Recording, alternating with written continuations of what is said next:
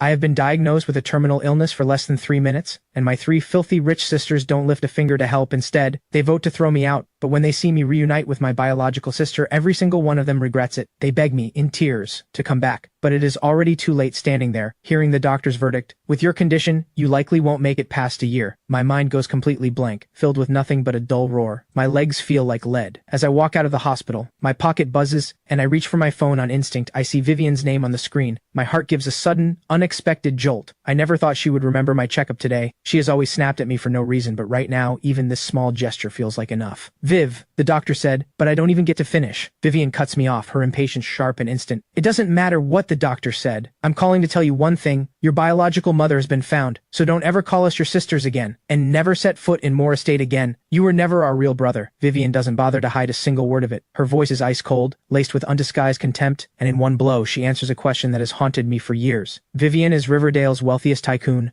Ruthless and untouchable Melody is an A-list star, the reigning queen of pop. I have spent years walking on eggshells, trying to earn their approval, and all along, I was just an adopted child. Now that their real brother has been found, they don't want to pretend for even one more second, so they make this call right away and kick me into the gutter without a second thought. Vivian expects that once the truth is out, I will fall apart from the shock, maybe even scream and lose control. Then she can deliver the final blow in an even colder tone, forcing me to face reality and accept that we belong to completely different worlds. But I simply say, okay, calm and quiet, and accept it all. That catches Vivian off guard, but only for a moment. After all, this saves her the trouble of a severance payment. Vivian pulls her thoughts back together and turns her focus to welcoming their real brother. As for what I, the placeholder, am feeling, nobody cares. After that heartless call ends, Butler Hayes knocks and steps into the room. He hands Vivian the outfits prepared for the upcoming banquet. Every piece is crafted by the finest tailors in the country. The matching jewelry alone runs into the tens of millions. Whatever guilt Vivian has left vanishes on the spot, giving someone who could never have touched high society years of this kind of luxury. The Moore family owes Ethan nothing.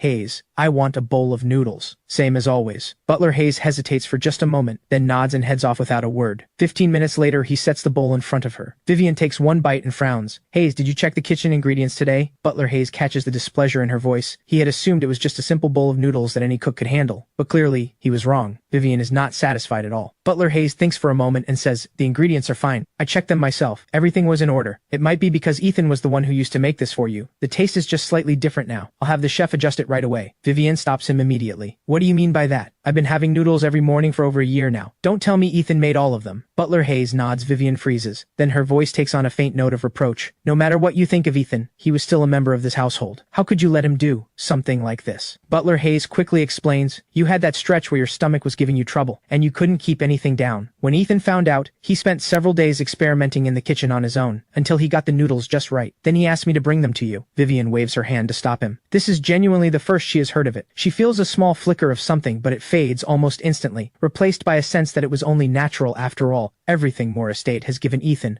far outweighs a bowl of noodles. Meanwhile, I make my way to my biological mother's home. All along the road leading there, I see utility poles and trees near her door plastered everywhere with missing person flyers bearing my face. This is the room. Helen's voice trembles slightly as she speaks. The room is small but spotlessly clean. A white tablecloth with printed orchids is spread neatly across the table. It is the brightest room in the whole house, kept empty and waiting, just for me. My eyes sting with tears. She never gave up looking for me. She always kept a place for me here, and for the first time in years, I feel like I finally have a home at noon. I sit down with Sunny, who is still in elementary school, and Helen, sharing a home-cooked meal I have missed for so long. Helen just looks at me. For a long, long time, she still remembers those first few days after I disappeared, when day and night lost all meaning to her. She barely stopped for a single breath, putting up tens of thousands of missing person flyers in every corner of this city. But the phone never rang sometimes. Walking past storefronts on the street, she would catch a reflection in the glass and think she saw my face. I'm so glad. I finally have you back. At that moment, Sunny sees the rare smile on her mother's face and goes still for just a second. Then she breaks into a bright smile too. After lunch, Sunny clears the dishes without being asked and rolls up her sleeves at the sink like a little pro. I jump up to help her. Thank you. She had been too shy to say it during the meal, but now, Sunny finally lets it out. Thank you, big brother. Those two words wash over me like warmth back at Moore Estate. Even when I sat on the same sofa as them, we might as well have been in two completely different worlds in this moment. I make a quiet vow to myself, and whatever time I have left, I will not let Helen or Sunny suffer one more day. That night before bed, I get a voice message from Helen. Are you getting used to the food here? I'll pick up some pork ribs tomorrow and make a proper meal. I smile and send a voice message back. Sounds great, Mom. That single word, Mom, makes Helen go still. And then the tears come. She had been afraid, deep down, that I would look down on such a poor home, but that fear is completely gone now. There are so many good days ahead of us. The next morning, Vivian is up at her usual hour. The moment she stirs, the entire estate staff springs into motion.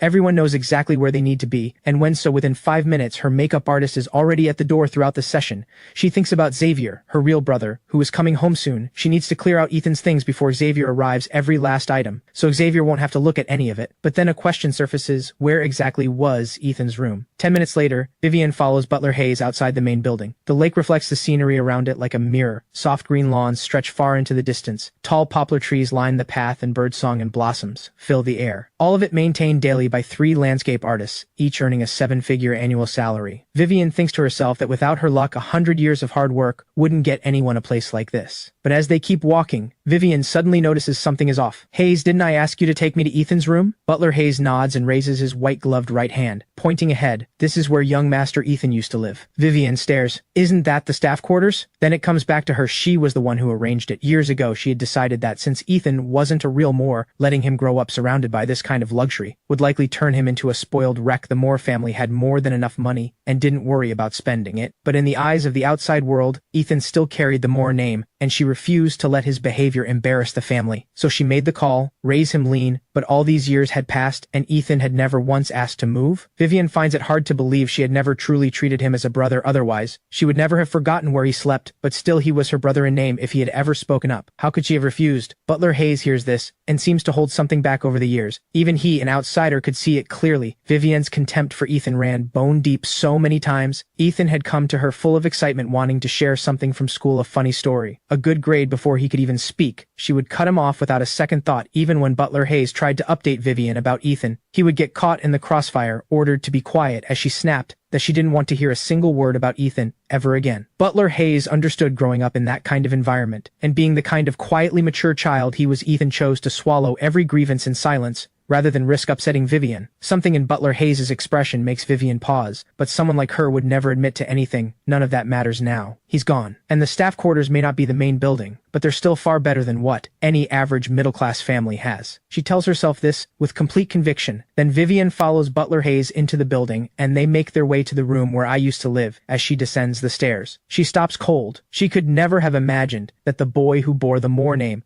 was living in a basement. She is about to turn on Butler Hayes when the memory comes rushing back. Hayes had originally set up a guest room in the main building for Ethan. It was Vivian who refused and ordered him to move to the North Wing instead. But the North Wing was entirely staff quarters with no spare rooms available, so Ethan had simply been put here. The room is not small. The furniture is adequate, but the moment Vivian steps inside, she is hit by a chill, a damp cold that seeps right through her. For the first time, she feels a thread of genuine guilt. The boy she had lived alongside for years, her brother in name, had been living worse than a regular member of staff. As she absently sorts through the things in the room, Vivian finds a collection of items in the drawer: a broken remote control car, worn-out building blocks, and a watch with hands that stopped long ago. At first, she sneers, an outsider to the end couldn't even throw out this worthless junk. But when she looks at the watch again, she goes still. If her memory is right, this is the watch she casually tossed to Ethan years ago. She never imagined that after all this time, even after its hands stopped moving, he had kept it like something precious. It dawns on her that the other items in that drawer were probably things her sisters had casually handed him over the years. She never expected that things given away so thoughtlessly could have meant so much to him. Vivian had planned to throw it all out, but something, maybe a flicker of guilt, stops her. She decides to return the items to Ethan. Instead, call it a final goodbye part on civil terms. After packing the old items into a storage box, she finds a stack of papers tucked at the back of the drawer. She pulls them out. They are financial aid applications. Her brow furrows. She is genuinely confused. Hayes, didn't I have you send him a monthly allowance? Why was he so broke that he had to apply for financial aid? She doesn't mean anything deep by it. She just finds it embarrassing that someone living under the Moore roof was going to school to beg for pocket money. It would look like the Moore family was mistreating him. But as soon as the words leave her mouth, she thinks of her own decision to raise him. The allowance she gave him was nowhere near what a wealthy household would provide. It was barely what an ordinary family would give, $2,000 a month. But even so, even on just $2,000, he shouldn't have been broke enough to need financial aid. Butler Hayes lowers his head and explains the $2,000 was delivered every month, on time. Every single month. But once,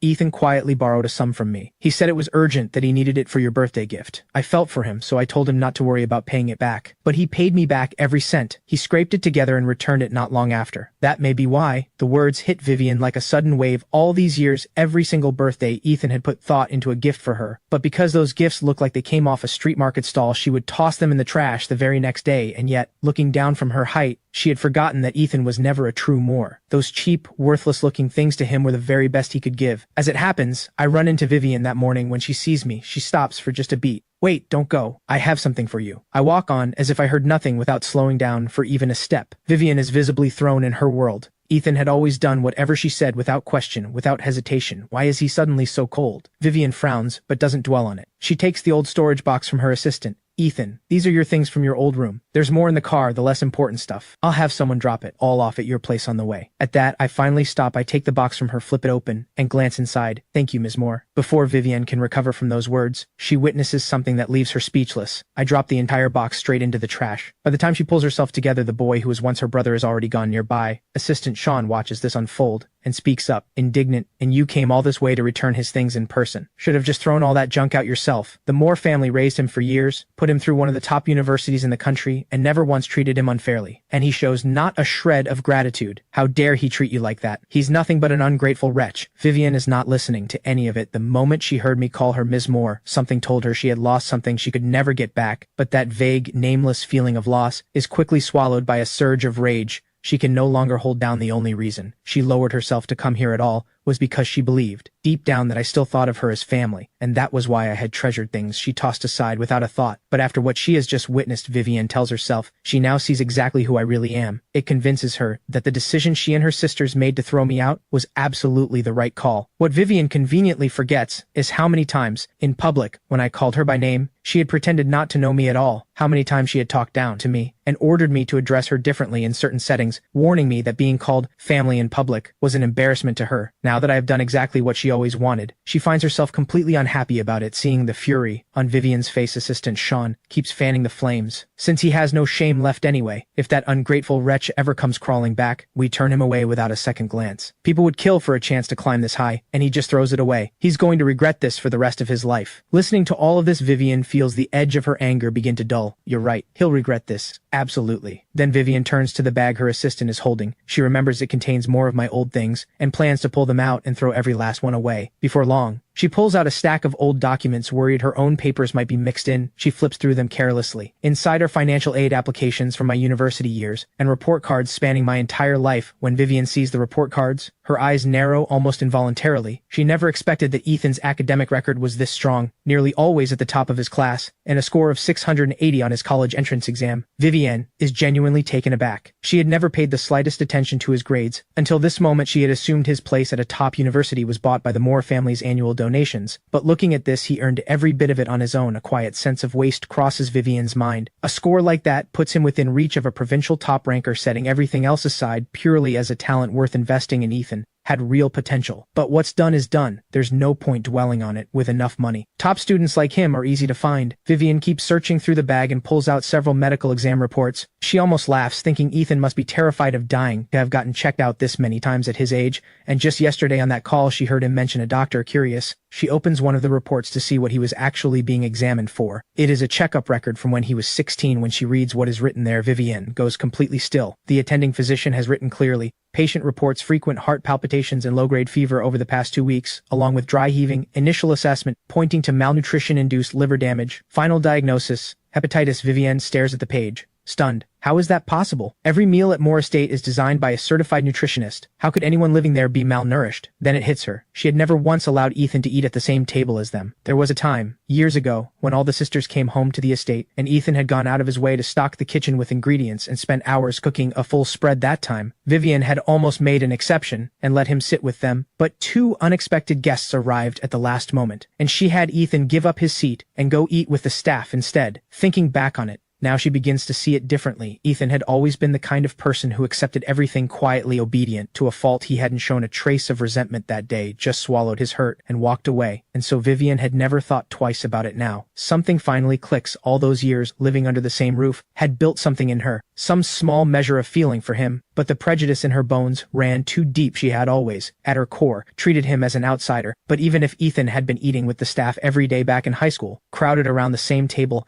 how could that have led to malnourishment? Full of confusion, she calls Butler Hayes, not out of concern, not out of guilt. She simply wants to know whether the staff had done their jobs back then. The call connects quickly. She lays out her question in a flat, cold tone on the other end. Butler Hayes is quiet for a moment, then answers carefully. It may be that during that period Ethan often missed meals. You had given strict instructions not to coddle him, said it would give him bad habits and embarrass the Moore name, so his schedule was kept in line with the rest of the staff. But staff meals run on a fixed window, miss it, and the kitchen closes. So he simply went without. He went hungry. Vivian listens, growing more bewildered by the second. What does one thing have to do with the other? Was Ethan throwing a tantrum, refusing to show up on purpose, and ending up with nothing to eat as a result? Vivian lets out a cold scoff. If he was doing that to himself, then he had it coming. Acting like a young master without the birthright to back it up. Butler Hayes listens, then says, with a tired smile, "Do you remember the time I asked you to arrange a driver for Ethan?" Vivian pauses, thinking, and a vague memory surfaces. It was Ethan who had brought it up himself. Vivian had heard it as an unreasonable demand and refused without a second thought. She had already decided to raise him. Lean, a personal driver, was out of the question. She had even suspected he was getting above himself, wanting to show off by riding around in an estate car. Yes, I remember something like that. But what does that have to do with food? Was he sulking over it, refusing to eat as some kind of protest? Butler Hayes shakes his head quickly. Ethan didn't complain, not once. The very next day he used his allowance to buy a bicycle and rode that beat-up bike to school and back every single day. Vivian hears this and nods inwardly. Young people should get more exercise. But what Butler Hayes says next shatters every comfortable assumption she has been holding onto Butler. Hayes sighs and continues. The high school was very far from the estate. Even by bicycle it took over an hour. To get there on time every morning, Ethan had to be up by 5:30 in the morning, but the staff breakfast window at the estate, without exception, ran from 7 to 9, which means every morning when he left the house, the kitchen hadn't even been lit yet, and in the evenings, he was often too buried in schoolwork to make it back in time. Butler Hayes lets out a long, heavy sigh. Back then, he had watched all of this and felt helpless. He had brought up Ethan's eating situation more than once, but Vivian had cut him off every time, insisting everyone be treated the same. No exceptions, no special treatment. The words land like a bolt through Vivian. She finally sees just how badly she had gotten it wrong. She has always moved through the world in chauffeured cars. She had long forgotten what it costs to live without, that she had always assumed that a kid from an ordinary background had no business asking for a private driver, and naturally took Ethan's request as entitlement. She had completely overlooked how remote the estate was, and how far it sat from his school. His request had been completely reasonable, and even if the driver was off the table, even the smallest adjustment, having a cook start breakfast a little earlier, the way any normal family would for a child matching his schedule, would have been enough. But she had shut down both options herself. Vivian has no choice but to admit it. Now Ethan starved his way into illness because of her after she hangs up assistant Sean, who had been so vocal just moments ago, now stands there feeling the sting of it too. But Ethan is still an adopted child, not Vivian's real brother. Vivian knows she was wrong, but a lifetime of looking down at the world makes it impossible to bow her head to anyone. She will just send someone to drop off his things. Meanwhile, back at Moore Estate, a young woman sits alone at the edge of her bed. Her skin is flawless, delicate as fine porcelain, the kind of beauty that draws every eye in every room. Her name is Melody Moore, the reigning queen of pop. Her latest release, just out recently, shot straight to the top of every major streaming platform. But last night, Melody could not sleep. She is terrified of sliding back into that darkness of becoming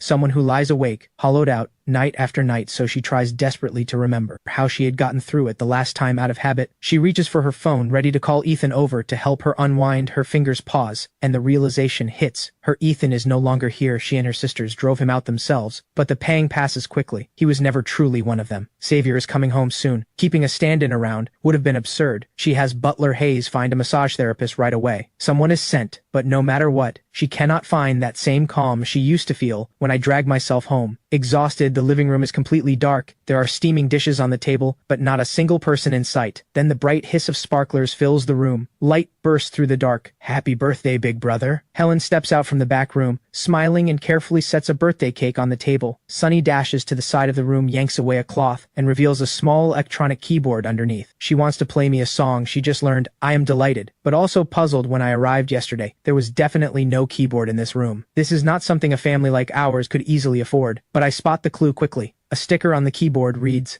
Class 2, Xiao Mei Wang. A sting rushes up to my nose for my birthday. Sunny had gone out and borrowed someone's keyboard. In all those long years at Moore Estate, nobody had ever once cared about my birthday. Watching Sunny play with that look of total focus on her face, I stand beside her, eyes burning, and clap, humming softly along with the melody. When the song ends, I ruffle her hair and ask, "Do you really love playing? Once I save up enough, I'll get you one of your own." Sunny's face lights up instantly. She cannot hide it. "Thank you," is right there on the tip of her tongue, but she swallows it back down, trying to be mature. She blinks up at me with those big bright eyes and says the opposite of what she means. Actually, I don't even like it that much anymore. I see right through her, but I just smile and let her have it, already making a quiet promise to myself to give her something she won't see coming. So I go along with it and shift gears. "Thank you, Sunny. I really love it. Let me play one for you." Sunny's eyes go wide. "Wait, you play?" I have barely settled onto the bench and raise my hands when there is a soft knock at the door. I pull the door open and freeze. A girl stands there in a white button-up and a knee-length skirt, her dark ponytail framing a long, graceful neck, a light breeze lifting the loose strands around her face when she sees me open the door. Claire Yates breaks into a warm smile. "Looks like I've got the right place." She holds out an elegantly wrapped gift box with both hands. "Happy birthday, Ethan." When I just stand there, blank, she tilts her head and asks playfully, "Aren't you going to invite your best friend in?" She was my classmate back in high school. She had found out what happened through the class group chat and made a point of coming today. Sunny stares at this absolute goddess of a girl, then looks back at me, standing there like a statue. A knowing look spreads across her little face, and she grins like the sneakiest kid alive. She sidles up beside me, tugs at my sleeve, and whispers under her breath,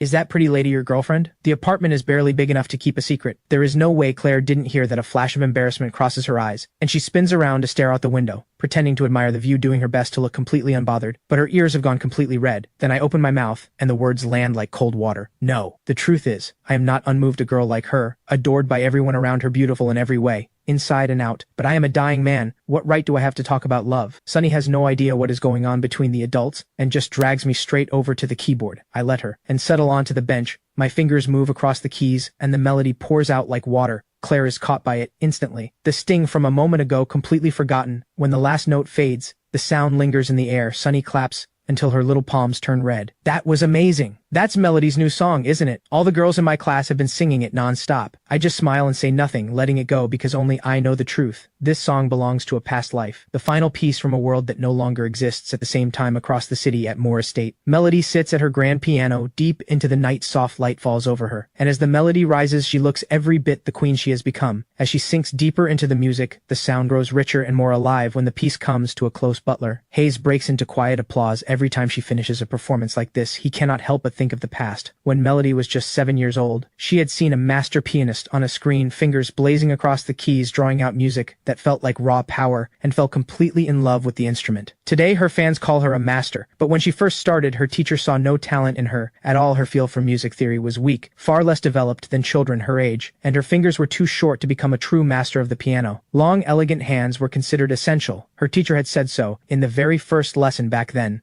She sat at the bottom of her class until Ethan came along and changed everything. Even now, she cannot forget the boy she had watched play for the first time. Same limitations as her, his fingers no longer than hers, and yet he played perfectly from that day forward. Melody quietly made Ethan her competition. If a kid like him could do it, then she could do it better. She picked herself back up and threw herself into practice slowly. She pulled ahead of her peers and earned the recognition of that same teacher who had written her off. She was even invited to perform at a renowned opera house, playing a four-hands piano duet alongside her teacher. She still remembers how lucky she felt her teacher was one of the finest artists in the country, a legend who had swept every major competition at the national level. Melody was not the teacher's star student. Several older students outranked her with technique that surpassed hers by a full measure. She had wanted that spot desperately, but knew there was only one place, and the odds were not in her favor. And yet, at the very last moment, her teacher announced the spot would be decided by a draw chosen at random from among the students. As if fortune itself had reached down, Melody's name was the one pulled. She still remembers every detail standing in that great concert hall. Her notoriously short-tempered teacher was patient from the first note to the last. During the four-hands duet, the teacher followed her lead at every turn, staying in the background, making her the center of it all, giving her every spotlight moment on that stage. Even though it was her very first performance before an audience with hundreds of eyes on her, she found her footing quickly. Something in her shifted, and she stood taller. The gaze of the crowd no longer frightened her. When the final note rang out, her teacher stepped back and gave her center stage. She bowed with quiet grace, neither timid nor proud. The press captured the moment, and the reviews that followed were glowing. Every outlet said the stage looked like it had been built for her. After that night, night Melody never doubted herself again. Ethan, what do you think? The name leaves her mouth before she even realizes it. Then it hits her. After all these years together, she has grown so used to Ethan being there whenever she practiced alone, always nearby, always present, and whenever she grew tired of playing,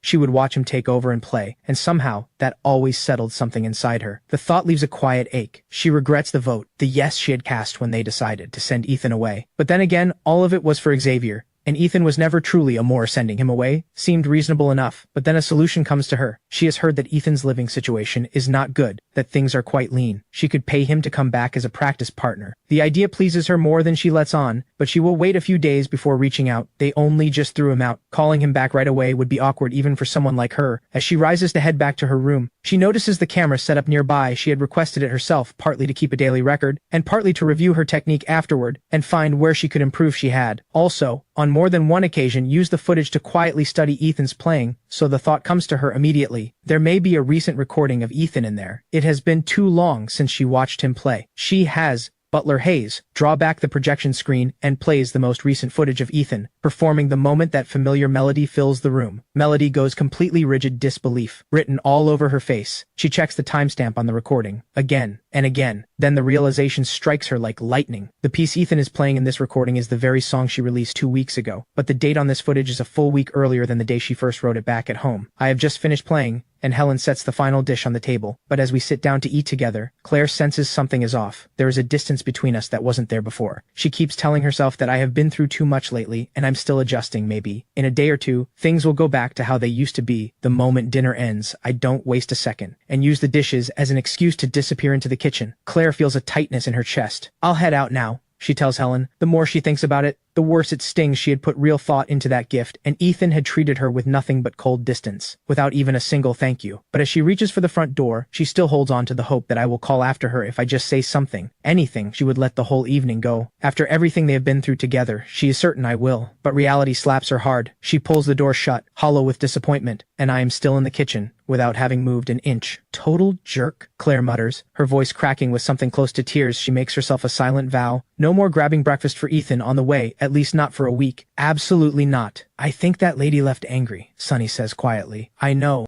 What I did was too much. Just then the doorbell rings. I dry my hands and hurry to the door, telling myself I will at least apologize. But it is not Claire standing there. Why are you just standing there blocking the door? Let us in. We need to talk. Vivian speaks next, her voice flat and cold. Why have you blocked me and Celeste? She has been trying to reach you. It's urgent. Hearing her call herself that I almost want to laugh. Sorry, I'm not sure who you are. Could you remind me? Something cold flashes in Vivian's eyes, still sulking about being asked to leave. There's really no need for this. You were never a Moore to begin with. Everything is out in the open now. You know the truth. Are you really going to keep pretending otherwise, acting like none of this happened? Clinging to something that was never yours? Vivian takes on that same lecturing tone she always uses once. This would have hurt me, but now I feel nothing. I am about to close the door in their faces when Helen hears the noise and comes to invite them in. She has no idea what lies between us. Vivian clicks into the living room in her heels and looks around with open disdain to someone who has lived the way she has. Calling this a living room is generous. It is smaller than the storage room at Moore Estate. I'll get straight to it. All your personal belongings from your room are here. Celeste has some questions about the piano and would like your guidance. Come to the estate every weekend to practice with her, 2 days a week. In return,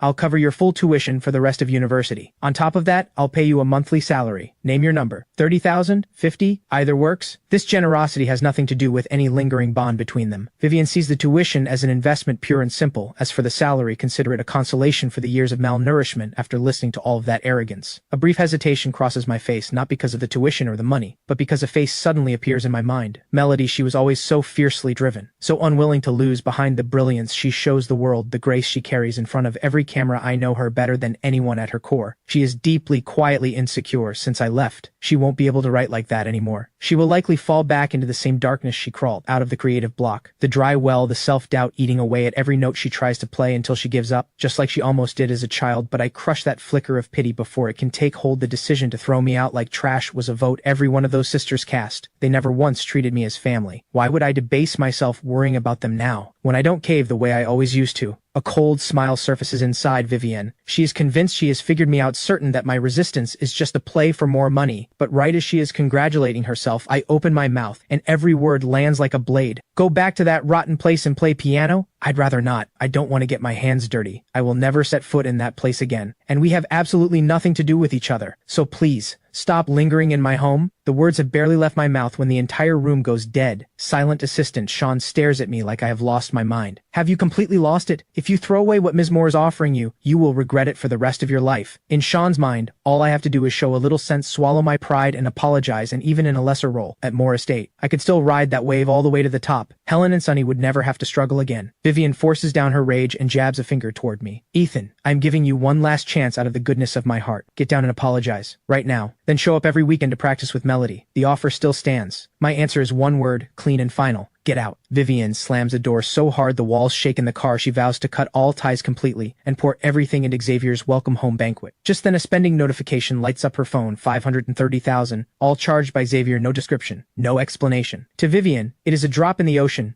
Xavier spent 20 years out there with nothing. Consider it the smallest start of what she owes him as a sister. Meanwhile, Melody receives news that stops her cold. It comes up during a casual call with her mentor. Ethan's piano talent far surpasses hers. The spot at the Opera House was never decided by a draw. Ethan had chosen to step aside and hand the place to her in an instant. She remembers a question Ethan once asked her, "We'll always be a family, right?" The next evening falls and I walk onto the university campus. All of yesterday, one question had been turning over in my mind. Whatever time I have left, what would make it mean something? But in this world, everything comes down to money. I need to build real wealth, and I need to do it fast. Given a second chance at life, I can see opportunities everywhere, snatching up prime real estate in the city center at rock bottom prices, or going all in on undervalued stocks with massive upside. But the payoff horizon on all of it is too far out, so I lock onto a faster path and sign up for tonight's freshman welcome gala. On the way, I run into Claire and we walk to the broadcast hall together inside. The hall is blazing with light, every spotlight trained on the main stage. As one of the country's most prestigious universities, this gala is on another level. Entirely, the school has brought in major media outlets to cover it live, and an official live stream is already running on the top platforms. The show has not even started yet, and the viewer count is already past 1,000. The moment we arrive, a sharp-eyed advisor spots us immediately and hauls us both straight into the backstage waiting room. Claire looks at me, completely baffled. I have always kept the lowest profile imaginable, so signing up to perform on stage is the last thing she expected from me. During the wait, the advisor leans in. Tonight matters a lot. The school has you opening the show. Ethan, are you absolutely sure you can deliver? I hear that and give a calm, steady nod. Leave it to me. I think I can hold my own at the piano. Before long, the gala begins. The host sees me take my seat at the piano and cannot hide the shock on his face. Word spreads quickly that I'm performing an original piece. The crowd starts murmuring, "Who even is this guy? An original composition? Just like that? Does he actually have the chops to pull this off? You really don't know? Where have you been?" That's Ethan Moore, the brother of Riverdale's wealthiest tycoon, though from what I heard, the real son came back a few days ago. The Moore family already put out a statement cutting all ties. Then comes a clean, sharp click, and every light on stage goes out at once. The hall drops into a silence so complete you could hear a pin drop. A single blinding spotlight ignites from above and locks onto me. I follow the light to the piano at the center of the stage and settle onto the bench with calm, unhurried grace. I lift the lid, adjust the microphone, and in the held breath of thousands, the music pours out like a mountain stream, finding open water, a melody no one in that room has ever heard before. Students and faculty look at each other in stunned silence. They had come ready to be entertained by a failure, expecting something rough, half-finished,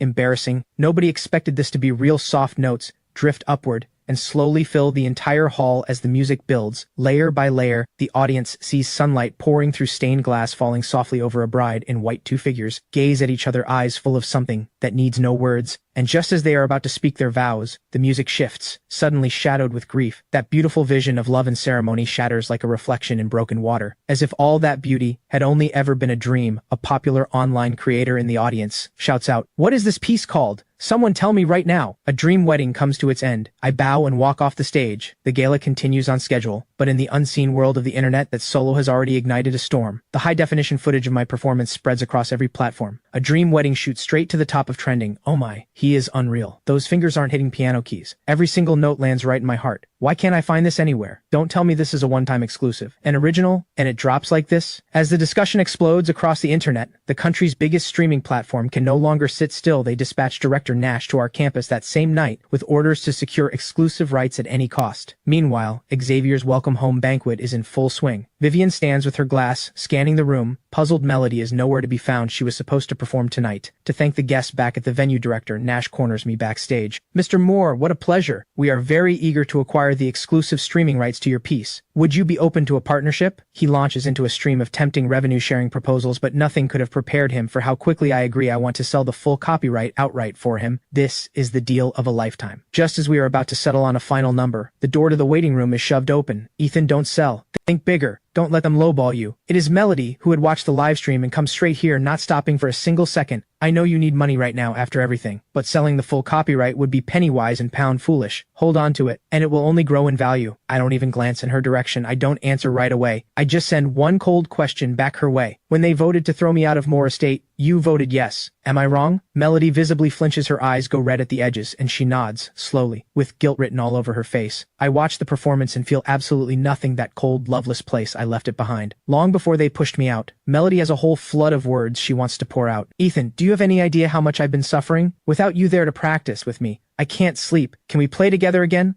Like we used to? I miss sitting side by side at the piano. We were so close back then. She barely gets through it before I cut her off. None of that has anything to do with me. Go back to your mansion and play there. Stop coming here and playing the fool in front of me. Melody stands there, struck speechless. She has never, in her most far-fetched dreams, imagined I would ever look at her with this kind of contempt. All it used to take was a casual word from her, and I would show up for her without fail for over a decade. Through all those years, I never once arrived late. Even when I was sick with a fever, she knows better than anyone that being there for her had once been everything to me. So what is this look in my eyes now? The gap between then and now makes her eyes burn even more. Ethan, what happened to you? You never used to speak to me like this. I genuinely love hearing you play. Can't you find a little time for me? Those words turn my stomach. I let out a short, cold laugh. Is something wrong with me? Or has everyone here just lost their memory? Who was it that called me garbage? Said I was worthless? That having me around was nothing but an eyesore? And then joined hands to throw me out like trash? Kicked me into the gutter without a second thought. And now that things are going well for me, suddenly you remember what I meant to you? How shameless can you get? I fire the next shot without blinking. First of all, if something is wrong with your head, go see a doctor. Stop trying to get close to me. We are not close. I pull out my phone right in front of her and dial security. Security? This is the backstage waiting room. There is an unauthorized individual in here harassing me. Please send someone to escort her out. I hang up and look down at her. Second, what I do with my life is none of your business. My time is precious, and I refuse to waste what little I have left arguing with someone as fake as you, Melody Moore.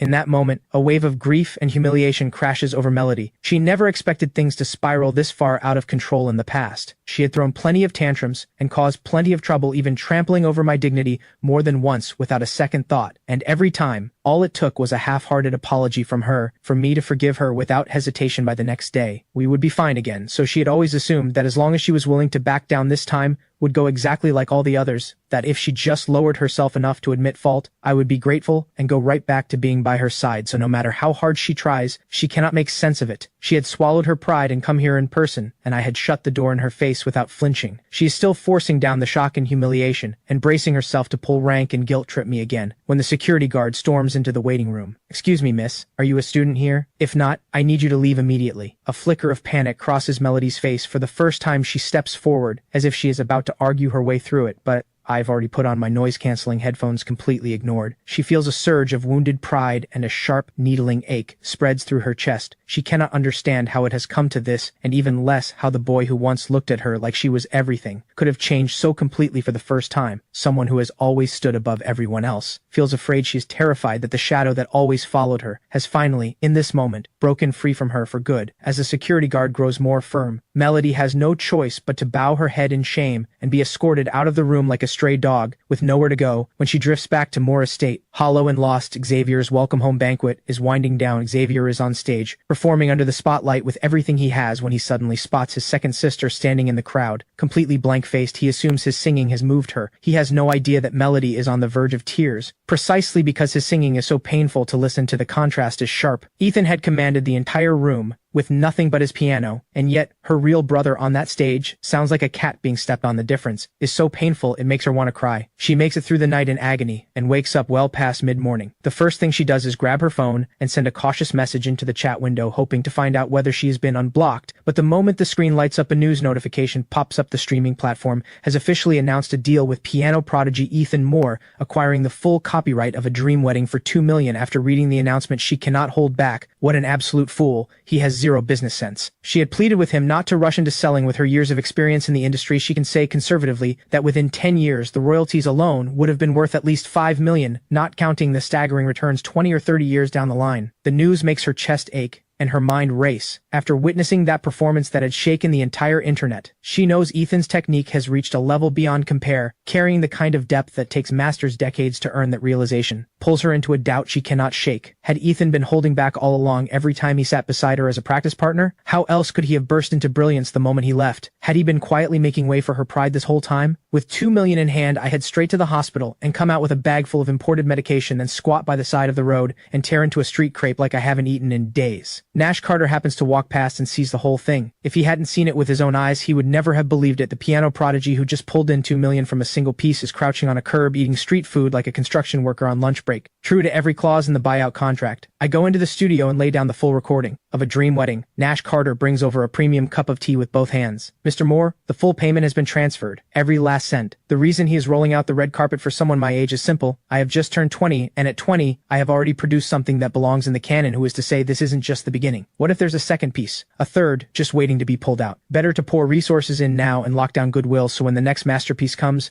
they are first in line. Nash Carter stands up beaming and extends his hand. Mr. Moore, here's to a successful first collaboration. If you ever have another piece of this caliber, I hope today has shown you how serious we are. We would love nothing more than to work with you again. But all that warmth hits a wall. He has delivered a full speech of polished flattery, and I sit there like a post, giving him absolutely nothing. Not even the courtesy of standing up to shake his hand. The arrogance quietly infuriates him, but after years in this industry, he has met all kinds of eccentric geniuses who think the world owes them a bow are nothing new. Just as he is turning to leave, I finally lift my eyes and speak. Sorry about that. My mind wandered. Since you're so eager for a next time, why waste time waiting for it? No time like the present. Let's do it today. What I say next, delivered without a trace of drama, drops his jaw so hard he can barely close his mouth. I have another complete original. Right here. It holds its own against A Dream Wedding. Every measure of it. The words, land, and the studio goes completely silent. Not just Nash Carter, even the sound engineer beside him stares with wide eyes in their minds. A Dream Wedding is the kind of piece that comes once in a generation, destined to be remembered long after its composer is gone. A true classic. To write something like that at 20 is already the mark of an extraordinary talent.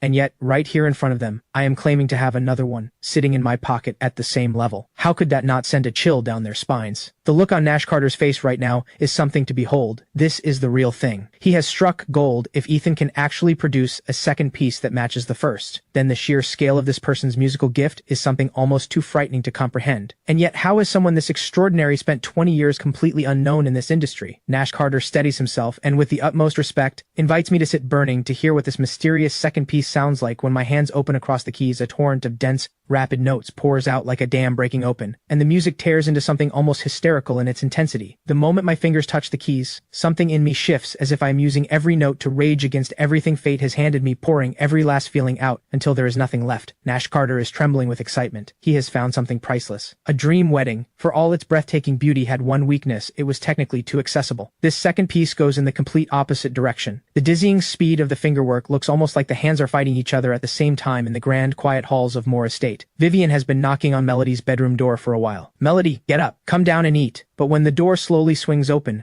Melody is a mess. She drifts out like a ghost, hair tangled, eyes vacant. The sight of her gives Vivian a jolt. Melody, what happened to you? Are you sick? But she quickly figures out the real cause. Is this about Ethan? Did you sneak out to see him last night? Did he say something awful to you? Come on, I'll go deal with him right now. Vivian thinks she can understand Ethan giving her a hard time. After all, her own negligence had caused Ethan real pain. But what had Melody ever done to deserve this? Melody bursts into tears. Do you really think those songs were mine? Do you honestly believe I could write any of them? Vivian blinks and quickly tries to steady her. Of course they're yours. Who else could have written them? But those words only make it worse. Melody cries harder. It was Ethan. Every single one of them. He wrote them all for me. Have you lost your mind? How could that ungrateful wretch possibly write songs? Vivian has no idea what Melody is going on about. Ethan lived under this roof for over a decade, and she never once heard a word about any musical gift. And even if that were somehow true, even if he did know something about music, what would that have to do with your songs? Ever since Ethan blocked me, Mr. Vale has gone completely silent too. So I am certain Mr. Vale is Ethan. Vivian goes still. Then it hits her who Mr. Vale is. He had written multiple songs tailored specifically for Melody,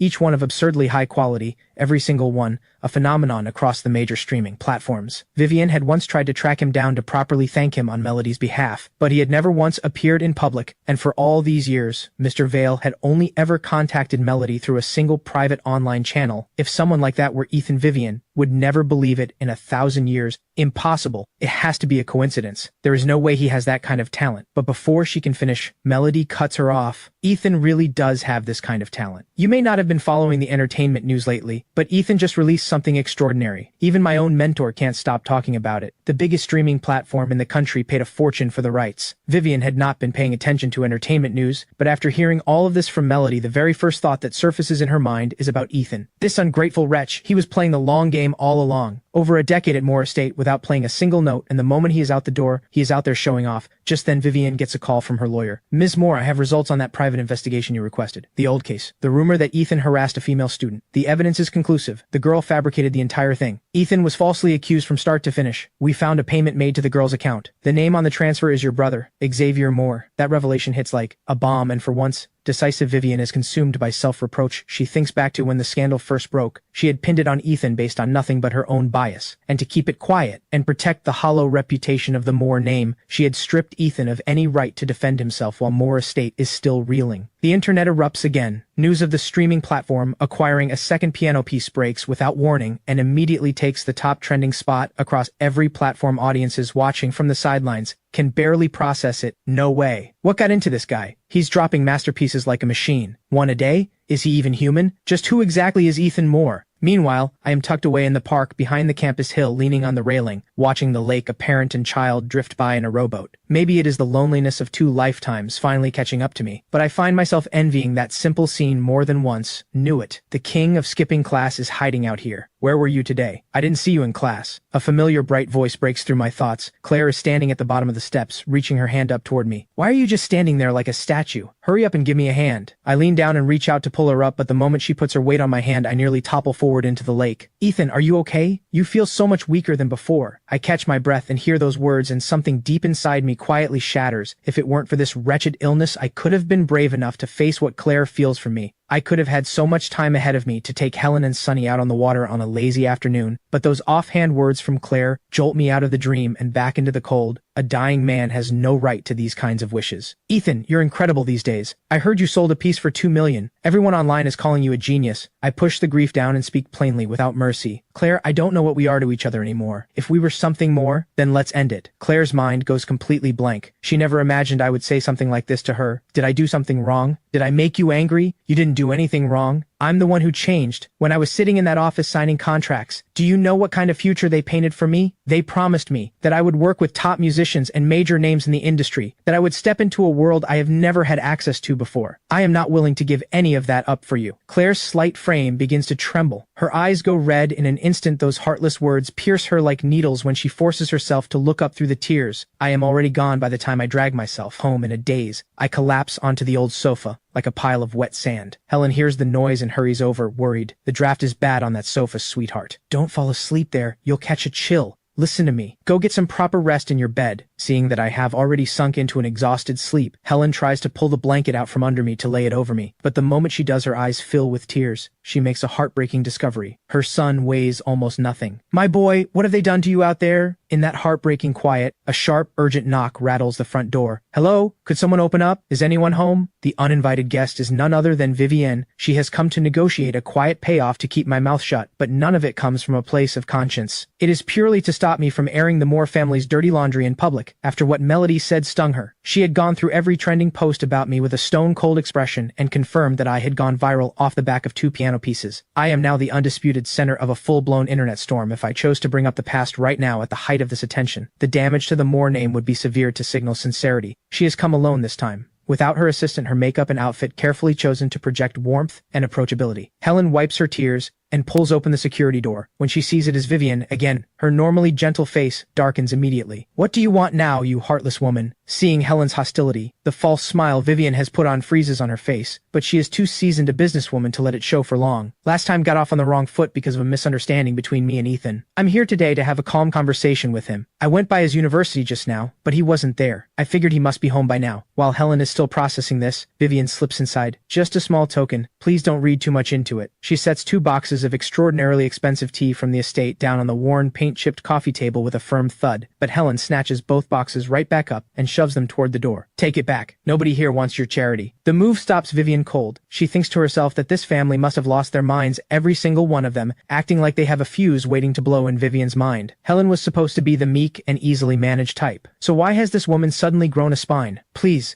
calm down. I genuinely came to see your son. I owe him a proper apology. I know I handled things poorly before. The truth is, Vivian has not only come under pressure to apologize, she also needs something from me, so she swallows her pride and forces herself to keep her composure. On any other day, this woman who rules her world like a tyrant would have already caused a scene hearing that she has come to apologize. Helen softens slightly, but her guard does not drop. She still wants her gone. She remembers the last time this woman claimed to be here to make amends, said all the right things about wanting to settle things peacefully, and how it had ended in a screaming match. Helen is just about to show her the door when I push open my bedroom door. Mom, who are you arguing with? Vivian sees me and steps forward, quickly closing the distance before I can react. Can I come in? I just need a few minutes. I don't even look up. I step back and move to close the door, but I don't have the strength to fight her. She grabs the handle and holds it firm. Do you have any idea what's happened since you left? Melody is a wreck. She hasn't slept in days, especially after she saw you that night. She came home completely hollow, won't eat, won't drink. She locks herself in her room all day. I feel nothing. What does that have to do with me, already worn down by Helen's barbs? The composure Vivian has been holding together finally cracks. Perhaps somewhere in the back of her mind, she still expects me to be the obedient little brother who never pushed back. Her voice rises. Have you got no heart at all? Melody is falling apart, and you're standing there making cold remarks. I have come to you more than once, swallowing my pride every time. What is it going to take? Do you have any conscience at all? The words have barely left her mouth when a roaring fills my ears and a tearing, blinding pain rips through me so severe I cannot make a sound. Vivian is still playing the aggrieved older sister. I admit I've handled some things badly in the past. If you resent me for that, fine. But what gives you the right to treat Melody this way? Did you say something terrible to her that night? Did you put your hands on her? How else could she end up looking like that? I can let other things go, but you're going to explain this one to me today. She says all this with a face full of disappointment. She had seen me keeping those old things they had carelessly given me and assumed it meant I still treasured the bond between us. It seems she had been fooling herself all along. By now I have steadied myself enough to speak. Is something wrong with all of you? Didn't you pop champagne the day you threw me out? How would I know why she suddenly fell apart? And besides, you already said it yourself. At that, the fire Vivian has been sitting on all this time finally breaks free. Enough, you ungrateful wretch. Her hand goes up, moving to slap me the way she had in the past without a second thought, but I catch her wrist. She staggers, caught completely off guard. Has she ended up like this? Have you even asked her why? Still reeling from being stopped in her tracks, Vivian goes still, because it is true she has never once asked Melody what is actually wrong. She had simply seen Melody suffering and decided immediately that it must be my fault. Get out of my home. The moment the words leave my mouth, the pain in my head strikes again, and I press my hands against my skull, unable to hold back. How dare you speak to me like— Vivian stops mid-sentence. Something about me is clearly wrong. Ethan, are you all right? The old report flashes in her mind. Malnourishment. Sit down. Rest for a minute. I'll book you an appointment with a specialist tomorrow. She tells herself this and feels a quiet sense of relief in her mind. As long as she has done this much, whatever happens to my health from here on out is no longer anything to do with her. And about what happened before, I was wrong. I had it investigated. That girl lied about you. She made the whole thing up. But it's all in the past now. Don't bring it up again out there. All this sulking and digging your heels in, it's just because of how things ended with the Moore family, isn't it? If you agree to what I'm asking, I will allow you to come back to Moore Estate. She had worked this all out before she arrived. Consider it a form of compensation. And once back, I would naturally be around to support Melody again. And from a purely business standpoint, Ethan is worth investing in when she weighs it all up. This is the decision she lands on. But there is one condition for your return. You need to apologize to me and to Melody. After all, if you come back, we are family. And some of the things you said, and the way you acted, that crossed a line. Vivian settles back into that familiar lecturing posture. She misses the version of me that did what he was told, so even while offering this concession, she still needs to put me in my place. I am so angry I can barely think straight. I genuinely do not understand where she gets this confidence. What are you talking about? I am already in pain, already at the end of my patience, and now I have to stand here listening to this, and I snap. From the moment you made that call, have I said a single word about wanting to come back? Who gave you the idea that I wanted any of this? You're the one who shows up here like clockwork, every few days for what exactly? Is there anything going on in that head of yours? Vivian explodes. Fine. I have said everything there is to say. I have done more than my part. That's on you. You will never set foot in Moore Estate again. Not even if you get on your knees. That makes me laugh out loud right there. Oh, thank you so much. The thought of never going back to Moore Estate, I might just cry. Actually, while we're at Could you get out of my home and stop showing up here? If you can manage that, then I'll consider us truly done. Vivienne is shaking with rage, still smarting from being grabbed at the wrist, grinding her back teeth so hard they might crack. Riverdale's wealthiest tycoon had lowered herself to come here in person,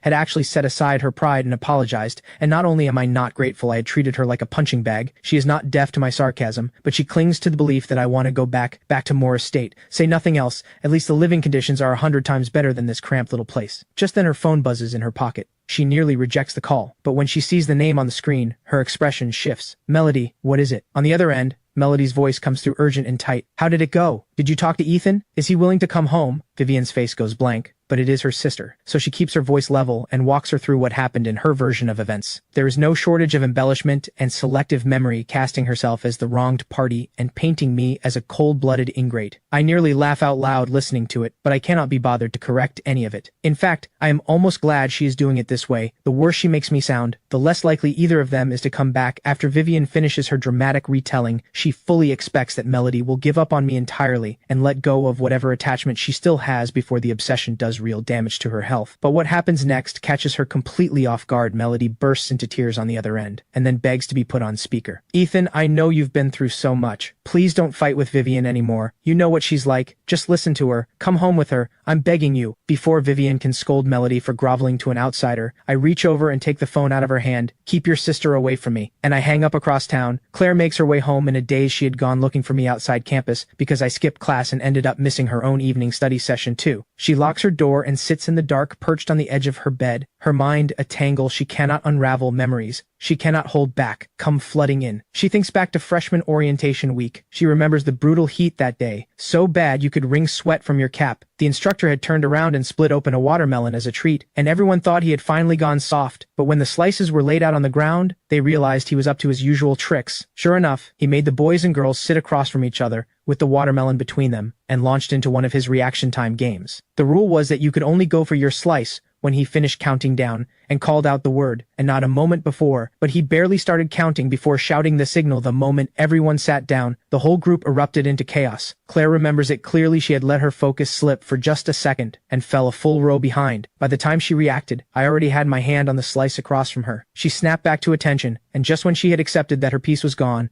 I slid it across to her. She froze until the crowd around them broke into knowing cheers and teasing, and she came back to herself, face burning, and quietly picked up the slice. As for me, the others teased that the gesture had earned me first pick. When it came to matters of the heart, the smile has barely formed on Claire's lips. When another memory surfaces, the incident in their final year of high school. She had been walking home alone after school when a middle-aged man appeared with a knife. He had no grudge against her, had never even met her, but he came at her like he had lost all reason, charging toward her with the blade. Raised people on the street screamed and scattered, huddling at a safe distance, doing nothing more than calling the police. I didn't hesitate for a second. I dropped my bike, grabbed a mop from outside a nearby shop, and knocked the knife out of his hand, then held him down with help from a few bystanders until the police arrived. She remembers sitting with me at the hospital while they dressed the wound and sobbing so hard she could barely breathe, choking out the words, "Do you have any idea how reckless that was? You could have been killed." I hadn't said anything, just kept talking to her softly until she calmed down. She still remembers what she had blurted out. If something had happened to you, I wouldn't want to live either. I had talked her out of it, gently and firmly at the same time, and it was on that day that she made a quiet promise to herself that, if she ever found herself in that kind of danger again, she would give her own life for mine without a second thought. Memories like these go on,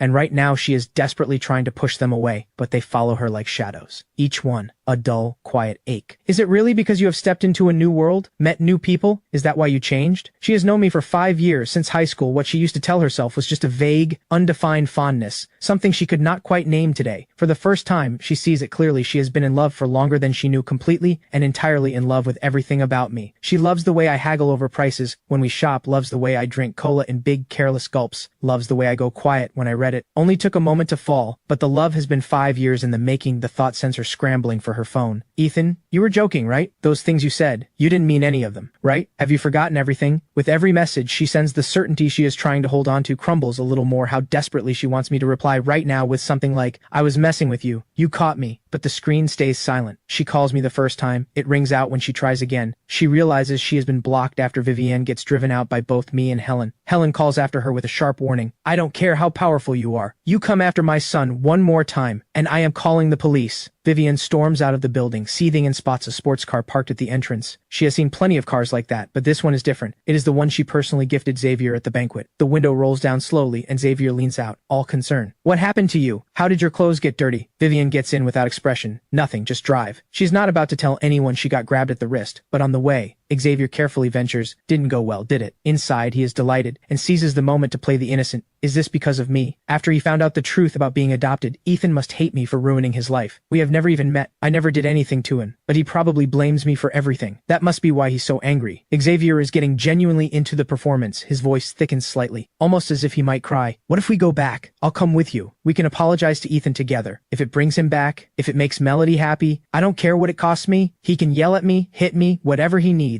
Vivian listens to all of this and feels her blood pressure begin to climb again. She smacks the window. "I told you to drive. Stop bringing up that ungrateful wretch." Xavier flinches at her reaction. He had wanted to add that he would die for Melody's happiness, but even he felt that would be pushing it too far. Just then a call comes through. Vivian answers. "What is it?" "Ms. Moore, we have confirmed. The person behind the false accusation against Ethan is your brother, Xavier Moore." Xavier hears every word. His foot slams the brake. Vivian stares at him, stunned. "Xavier, why would you do that?" She had told herself it was a coincidence. The same name, but the guilt on his face tells her everything she already knows still. One thing does not add up. When that incident happened, over a year ago, Xavier had not even been brought back to the Moore family yet. "Why are you accusing me? What would I even have to gain? I just told you, if you want Ethan to come back, I'm even willing to go apologize to him." Vivian hesitates. The truth is, she does not want to dig into this. The real Moore heir has been found. The stand-in is gone, and the family can finally move forward. She does not want to tear everything apart again, over Ethan. Half an hour later, they return to Moore Estate. The estate's layout had been revised dozens of times by a top-tier designer, from the sweep of the courtyard down to the exact placement of every decorative stone, every detail, the result of careful, painstaking work. The pavilion in front of the main building faces the entrance directly. Melody, who has been waiting, sees two people step out of the car, and her face lights up before she can stop it. But as they come closer, and she sees clearly who it is, even though the one returning is her real brother, a flash of disappointment crosses Melody's face, because right now, in this moment, the one she was hoping to see was Ethan. Melody starts to say something, but Vivian raises a hand to cut her off. "Inside. We'll talk inside." The three of them go in together. Melody notices Mrs. Holland sitting in the living room. She already looks deeply uncomfortable, and when she sees Xavier, she begins to shake. Vivian dismisses the other staff, then turns to Mrs. Holland, stone-faced. "You signed a confidentiality agreement. What you did is a betrayal of this household. If I take you to court, everything you have ever earned will not be enough to cover it." Mrs. Holland trembles so hard she can barely stand, and before anyone even asks, she confesses everything. It was Xavier who gave the orders. He had told her to find a girl willing to falsely accuse Ethan of harassment, and the hush money had been transferred by Xavier himself. The words hit Melody like a bolt from above. She cannot make sense of why Xavier would do this. That was over a year ago. How could Xavier have had anything to do with it? But the facts are right in front of her. Melody stops trying to untangle the timeline and turns on Xavier with fury. "Why would you do something so cruel? Do you have any idea what that did to Ethan?" But before she can finish, Vivian slams her palm down on the coffee table. "Enough! Haven't we had enough chaos in this family? Melody, he is your real brother. He went through years of hardship out there. No one looked after him. No one cared for him. Can you not give him a little understanding? Why are you always defending someone who was never even part of this family?" Those words leave Melody stunned into silence. She tries to gather herself and push back, but Butler Hayes quietly intercepts her nearby. Xavier lets out a private sigh of relief. He had braced himself for serious consequences and cannot believe Vivian is letting it go like this. Vivian raises her hand, but in the end does not bring it down. No one is to speak of this again. As far as she is concerned, she has already apologized to Ethan for this. The whole mess was settled long ago, and there is no point in tearing the family apart over someone who was never truly one of them. What matters is that the family lives in peace. As for why Xavier had done it, Vivian has a rough idea. For years, she had been searching for her real brother, tracking down and checking countless adoptive families. About 2 years ago, she had reached out to Xavier's adoptive parents, asking about the boy they had taken in, but something had gone wrong along the way, and it took another year before she got a definitive answer. During that year, she had been in contact with them multiple times before finally confirming that the boy was Xavier. They went through the DNA verification process and brought him home, in all likelihood. During that stretch, Xavier's adoptive parents had told him what was happening. As for his motive, she puts it down to insecurity. Finding out there was someone sitting in his place acting on impulse and doing something foolish. She can understand it. Watching Vivian brush it all aside so easily, Melody suddenly understands a great deal. Vivian's prejudice against Ethan goes all the way to the bone. Ethan had been punished mercilessly over this accusation. In Vivian's version of events, he had been cast as irredeemable. Now Melody finally understands why Ethan refuses to come back under any circumstances. It is all right there, in front of them. Vivian will not even bother to clear Ethan's name, give him back what she took from him. How could he ever want to come back? Melody, go wash your hands, dinner is ready. I'm not hungry, Melody says it flatly and walks away on the way back to her room. Something suddenly strikes her as the false accusation really the only thing Xavier did? The more she thinks about, the more uneasy she becomes in Ethan's final year at Moore Estate. It seemed like trouble followed him constantly. Whatever patience Vivian still had for Ethan was completely exhausted during that year, and it was just days before Xavier came home that she made that cold and final decision. The next morning, staff from the streaming platform show up at the door. They want to film a live stream documentary following a musician's daily life. It is part of the $4 million contract. I am now at the top of the piano world, and combined with the show's existing audience, the moment the stream goes live, the viewer count is already closing in on 10,000. Is this really where Ethan Moore lives? Are they sure they have the right address? They must have the wrong place. This neighborhood looks like a scrapyard. This is where a star lives? Honestly, the earlier episodes of this show were pretty real. Let's not jump to conclusions yet. I push the front door open shortly after having been through a round of online harassment before I know exactly how vicious it can get, so I made sure the apartment is empty today. Just me, no family. The host takes one look at me, and something flickers in his expression. Is this really the piano prodigy who just pulled in $4 million? The young man in front of him is dressed like he got dressed in the dark. A plain crew neck sweatshirt, worn cropped trousers, and a pair of no-name running shoes. The whole outfit probably adds up to less than $30 in all his years hosting this show. Other musicians who dressed casually were still head to toe in high-end luxury brands. Some even brought their own stylists. Someone like me is a first. The comment section loses it. Ha! This is literally my wardrobe. I looked up the exact items. His whole outfit is maybe $6. Just made $4 million and this is what he wears? Is the penny pinching really necessary? The host runs through the standard professional questions asking about my creative process and inspiration.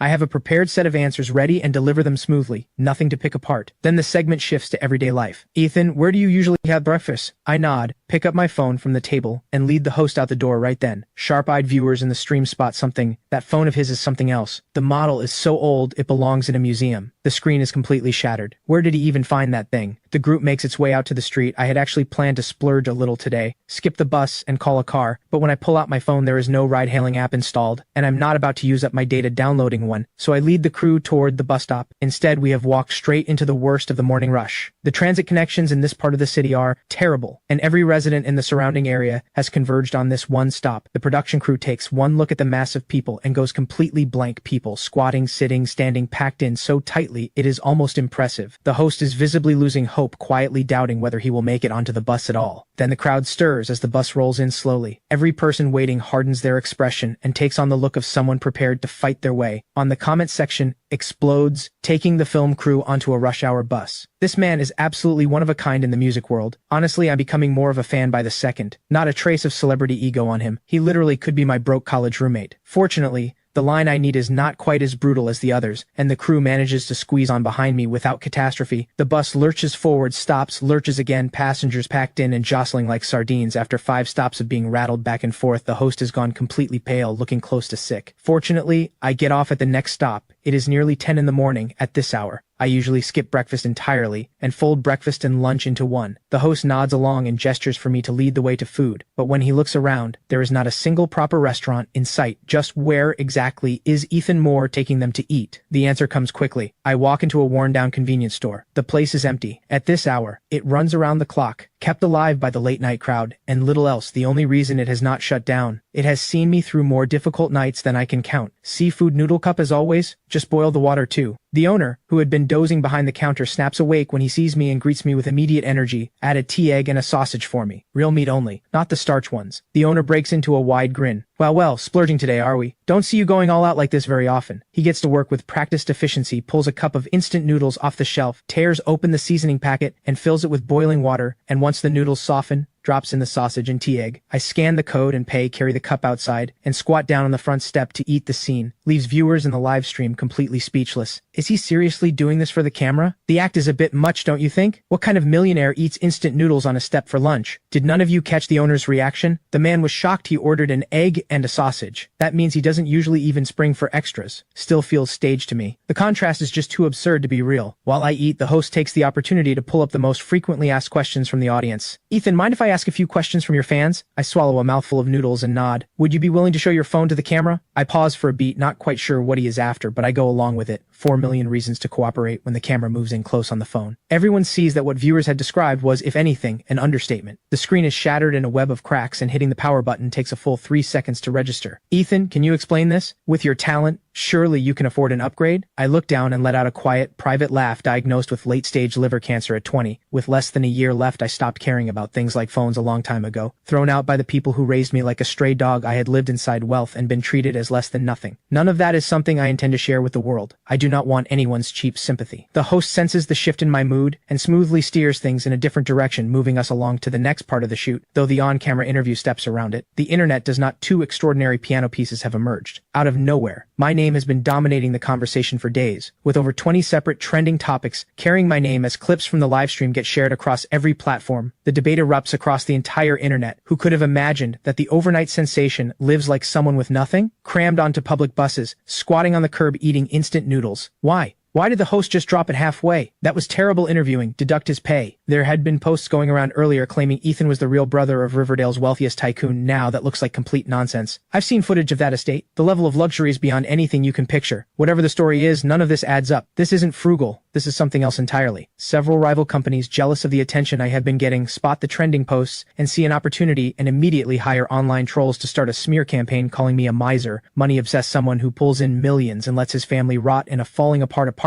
If they can drag my reputation down far enough, their own artists can ride the rebound. The comment sections turn toxic, almost instantly personal attacks coming in wave after wave. But the tide turns quickly. A video goes up from an account called Summer Apple. The person in it is none other than Owen Quinn, my roommate who still owes me money. He opens by identifying himself as my university roommate and comes clean about the confrontation over the debt a few days ago. Then he offers a genuine apology and, to everyone's surprise, goes to bat for me. I would stake everything on Ethan's character. This is genuinely how he lives. To the people saying he's performing for the camera or spreading rumors that he's spending the money on something illegal, I have screenshots of every single comment. If Ethan decides to take legal action, I'll be his witness. I've already spoken to a lawyer. We're ready. Owen then sets the record straight about my background. Ethan was the adopted brother of Riverdale's wealthiest family, yes, but he was only ever an adopted child. He has since returned to his biological mother. His mother spent years searching for him. There was even a local news segment about her search. I have no doubt he is saving every cent for his family. I genuinely cannot understand the filth some of you are putting out there. The video ends there because Felix Quinn had paid heavily to boost it, and it shoots straight to the top of trending. Felix had been watching my name climb the charts all week with growing dread, terrified that once I had this kind of platform, I would remember what happened at that restaurant, and one post with the chat logs would be enough to end his brother's career. So he had pressured Owen into recording the video as a peace offering. Felix is fairly satisfied with how it turned out. The tone was sincere and the timing was right, and for now, the knot in his chest loosens slightly. The video causes a wave. Viewers dig up old news reports and find the coverage of Helen's years-long search for her son. For the first time, people begin to understand the weight I have been carrying. The streaming platform puts out a statement at exactly the right moment, announcing that the full copyright payments for both of Ethan's pieces have been transferred in full to his mother's personal account. That move flips the entire narrative. The smear campaign by the rival companies backfires completely and instead drives a surge of loyalty toward me. I have not posted a single thing, and my account gains 500,000 followers overnight, watching the viewers pour into the live stream, the screen filling with messages of warmth and encouragement. I go still for a moment, and then something warm moves through a part of me that has been cold for a long time. Thank you all for your kindness. I've seen some of you talk about raising money for me. I appreciate it more than I can say, but I can't accept it. I am capable of providing for my family on my own. A few days later, Melody's insomnia has grown significantly worse. Her sleep and waking hours are completely reversed, and her mental state is deteriorating. She floods both my number and Mr. Vale's with messages, but every single one disappears into silence, and she finds herself helplessly pulled into the past. She thinks about how I used to call her by name so warmly when we were young, how I absorbed every one of her moods without limit. She thinks about her own behavior back then, the entitled tantrums, how whenever she hit a wrong note during practice, she would throw a fit, taking it out on me, shouting and snapping at me for no reason, or simply because I played better than her, which stung her sensitive, jealous pride, and she would scream at me to get out, tell me she hated me, and never wanted to see me again, and every time, I said nothing, just met her with a smile, and by the next day acted as if nothing had happened, calling her warmly and sitting back beside her at the piano. Then the memory shifts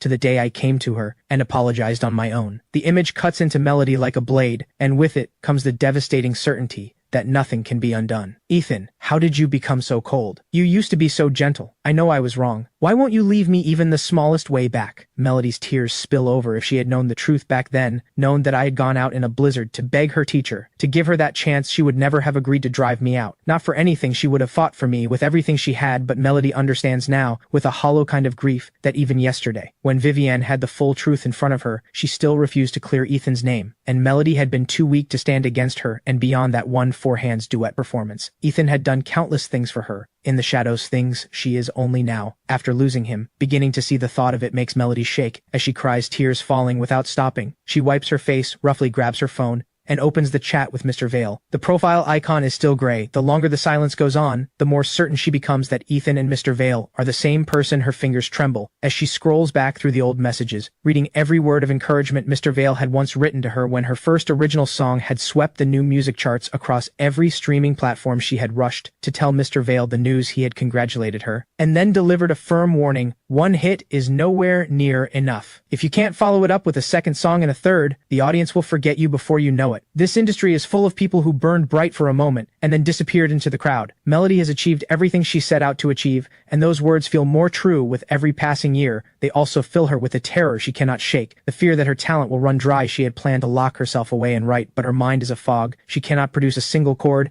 and right in the middle of that frustration, she notices a new post has appeared on Mr. Vale's profile, an automatically generated location. Share, no text, just a pin dropped at a hospital. Melody knows that hospital after Vivienne brought up Ethan's malnourishment. Melody had quietly pulled up his medical records, and every single stamp on them was from that same hospital. That confirmation locks everything into place, but the elation lasts only a second before a cold fear seizes her. Why is Ethan at the hospital again? What have they found this time? Melody rushes to the hospital, heart pounding with dread.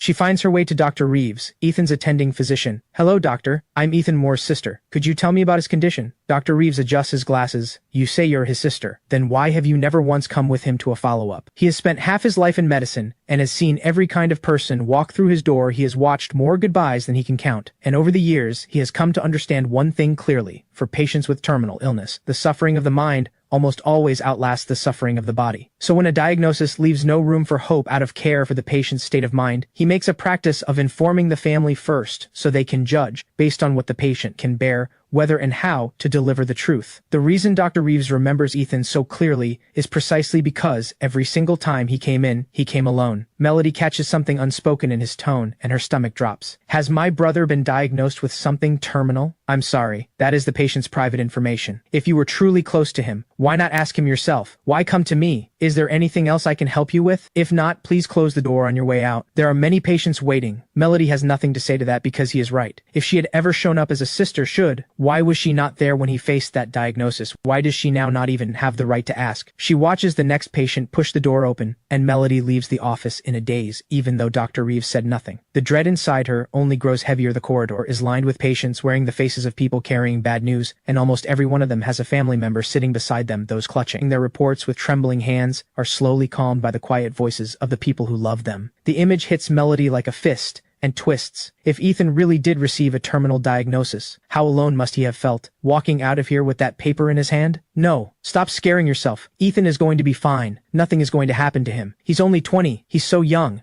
Melody repeats it to herself over and over, forcing her mind away from the worst, and stumbles out of the hospital in a fog. Climbing into her car, she pulls out her phone and plays a clip, passing it to her driver in the front seat. Can you help me figure out where this is? See if you can tell which part of Riverdale this is from. The irony of it is almost too much. When Ethan lived at Moore Estate, she had been completely indifferent to his existence. And yet, the moment he was thrown out, she became consumed with tracking his every move. She has watched every episode of his livestream segment, not missing a single frame, and clipped the moments where the background hinted at his address, hoping her driver can piece together the location from the streets and buildings visible in the footage. The driver is sharp and quickly identifies the neighborhood when the doorbell rings cheerfully. Sunny bounces toward the front door, but just as she stretches up on her toes to reach the handle, her mother's strict warning flashes through her mind, and she stops herself. She drags over a small stool and climbs up and peers cautiously through the peephole. Outside stands a beautiful woman in sunglasses, and something about her face looks oddly familiar. Sunny scratches her head, but cannot quite place her outside. Melody rings the bell again. Hello? Is anyone home? home? She presses it twice. No answer. Melody assumes Ethan is out, or that her driver got the wrong unit. She sighs, and is about to turn and leave when the security door opens just a crack, and a delicate little face appears in the gap. Big eyes blinking up at her, Sunny's voice trembles with excitement. Are you Melody Moore, the singer? From TV? Melody turns and looks at the little girl. The resemblance around the eyes and brows is unmistakable. She blinks, then takes off her sunglasses and says gently, "Hi there. Is this Ethan Moore's home?" Sunny's face goes completely red the moment she hears that, like a ripe little apple. Yes, it is. Ethan is my brother and he's the best. And you're Melody Moore. Me and all my classmates are your biggest fans. We know every single one of your songs. You sing so beautifully. The moment Melody realizes this little fan is Ethan's sister, her expression softens completely like ice melting. Thank you for being such a sweet fan. Is your brother home? Could I come in for a moment? Sunny nods so fast her head is practically a blur, and grabs Melody's hand to pull her inside. She ushers her idol to the living room sofa, and the moment Melody sits down, this tiny, devoted fan kicks into full hostess mode. She runs to the fridge for juice, then digs through every cabinet to pull out the snacks she's been saving, the ones she usually cannot bring herself to open. As a singer who watches her diet, Melody almost never touches snacks, but she likes this little girl so much that she makes an exception and tears open a bag of chips and crunches through them together with Sunny. But during the light, cheerful conversation, Melody notices something, the faint trace of dried tears at the corners of Sunny's eyes. She has clearly been crying alone. Not long ago, Melody pulls out a tissue and asks softly, "Did something happen? Are you upset about something? You can tell me anything. I'm a big star. I can definitely help sort it out." At those gentle words, Sunny's lip trembles and she bursts into tears. The sudden outburst catches Melody off guard and she quickly pulls the girl into her arms. Hey, no more crying. You are the sweetest little thing. Your brother is practically famous now. If anyone at school gives you trouble, you go straight to your brother. He and I will sort them out together. While she is still comforting her, Melody's eyes drift to the coffee table, where an old phone sits with its screen still lit from the model and the worn cartoon case. It looks like an old backup phone Helen left at home so she could stay in touch with Sunny. The screen is open on a parent group chat, and messages are still flooding in. Something tells Melody this chat has everything to do with why Sunny was crying. She picks it up without hesitation and sees a pinned announcement sitting at the very top. "Good evening, parents. In the spirit of honoring our teachers, the parent committee has decided, with Teachers' Day approaching, to organize a dinner in appreciation of our devoted teacher, along with a selection of fine gifts to express the gratitude of all the families in our class. The total cost will be divided equally among all 43 families. Each family's share comes to $93. Please confirm and transfer your contribution at your earliest convenience." Curled against Melody's side, Sunny lets everything out. "Am I really just dumb?" she asks. "My teacher calls me stupid in front of the whole class every single day. She threatens to have me expelled." Melody's brow snaps together at Sunny's age. She is barely through the early years of primary school. 9 years of compulsory education is the law. What authority does a primary school teacher have to threaten a child with expulsion over grades? Could it be that Helen had not paid into the group's pockets, and Sunny was being made to suffer for it? Melody strokes her hair gently. "You are not dumb. I think you might be the smartest kid I've met. That teacher is just trying to scare you. A child as thoughtful and well-behaved as you? The principal would never let that happen." At those words, a small light comes back into Sunny's eyes, but it fades just as quickly under the weight of doubt. "But the teacher is really mean. She's made me stand in front of the class several times this week. She tore up my workbook in front of everyone. Said I was hopeless. Last week she moved my seat to the very back corner. Said a bad student like me belongs next to the trash bin." Melody listens with her jaw tight and her blood rising that a teacher could sink this low. Her own difficult childhood has taught her firsthand how devastating the wrong environment can be to a child's sense of self. To tear down a child's confidence this deliberately and call yourself an educator. But what is the grudge? What could a child possibly have done to deserve this kind of targeting? Melody cannot make sense of it, who hates a sweet, obedient little girl. Gently, carefully, Melody draws the full story out of Sunny. At every class meeting, the teacher drops hints about her after school tutoring sessions, pushing students to come do their homework under her supervision. "But the fees are so expensive. I know how hard mom works just to get by. I didn't want to add anything extra on her, so I never told her." Everything clicks into place for Melody. Between this and the group chat demanding money for gifts, the teacher's motive becomes crystal clear. Looking around the small but tidy apartment, Melody feels the weight of it. The years Helen has spent raising 2 children alone. Sunny clearly understood the family situation,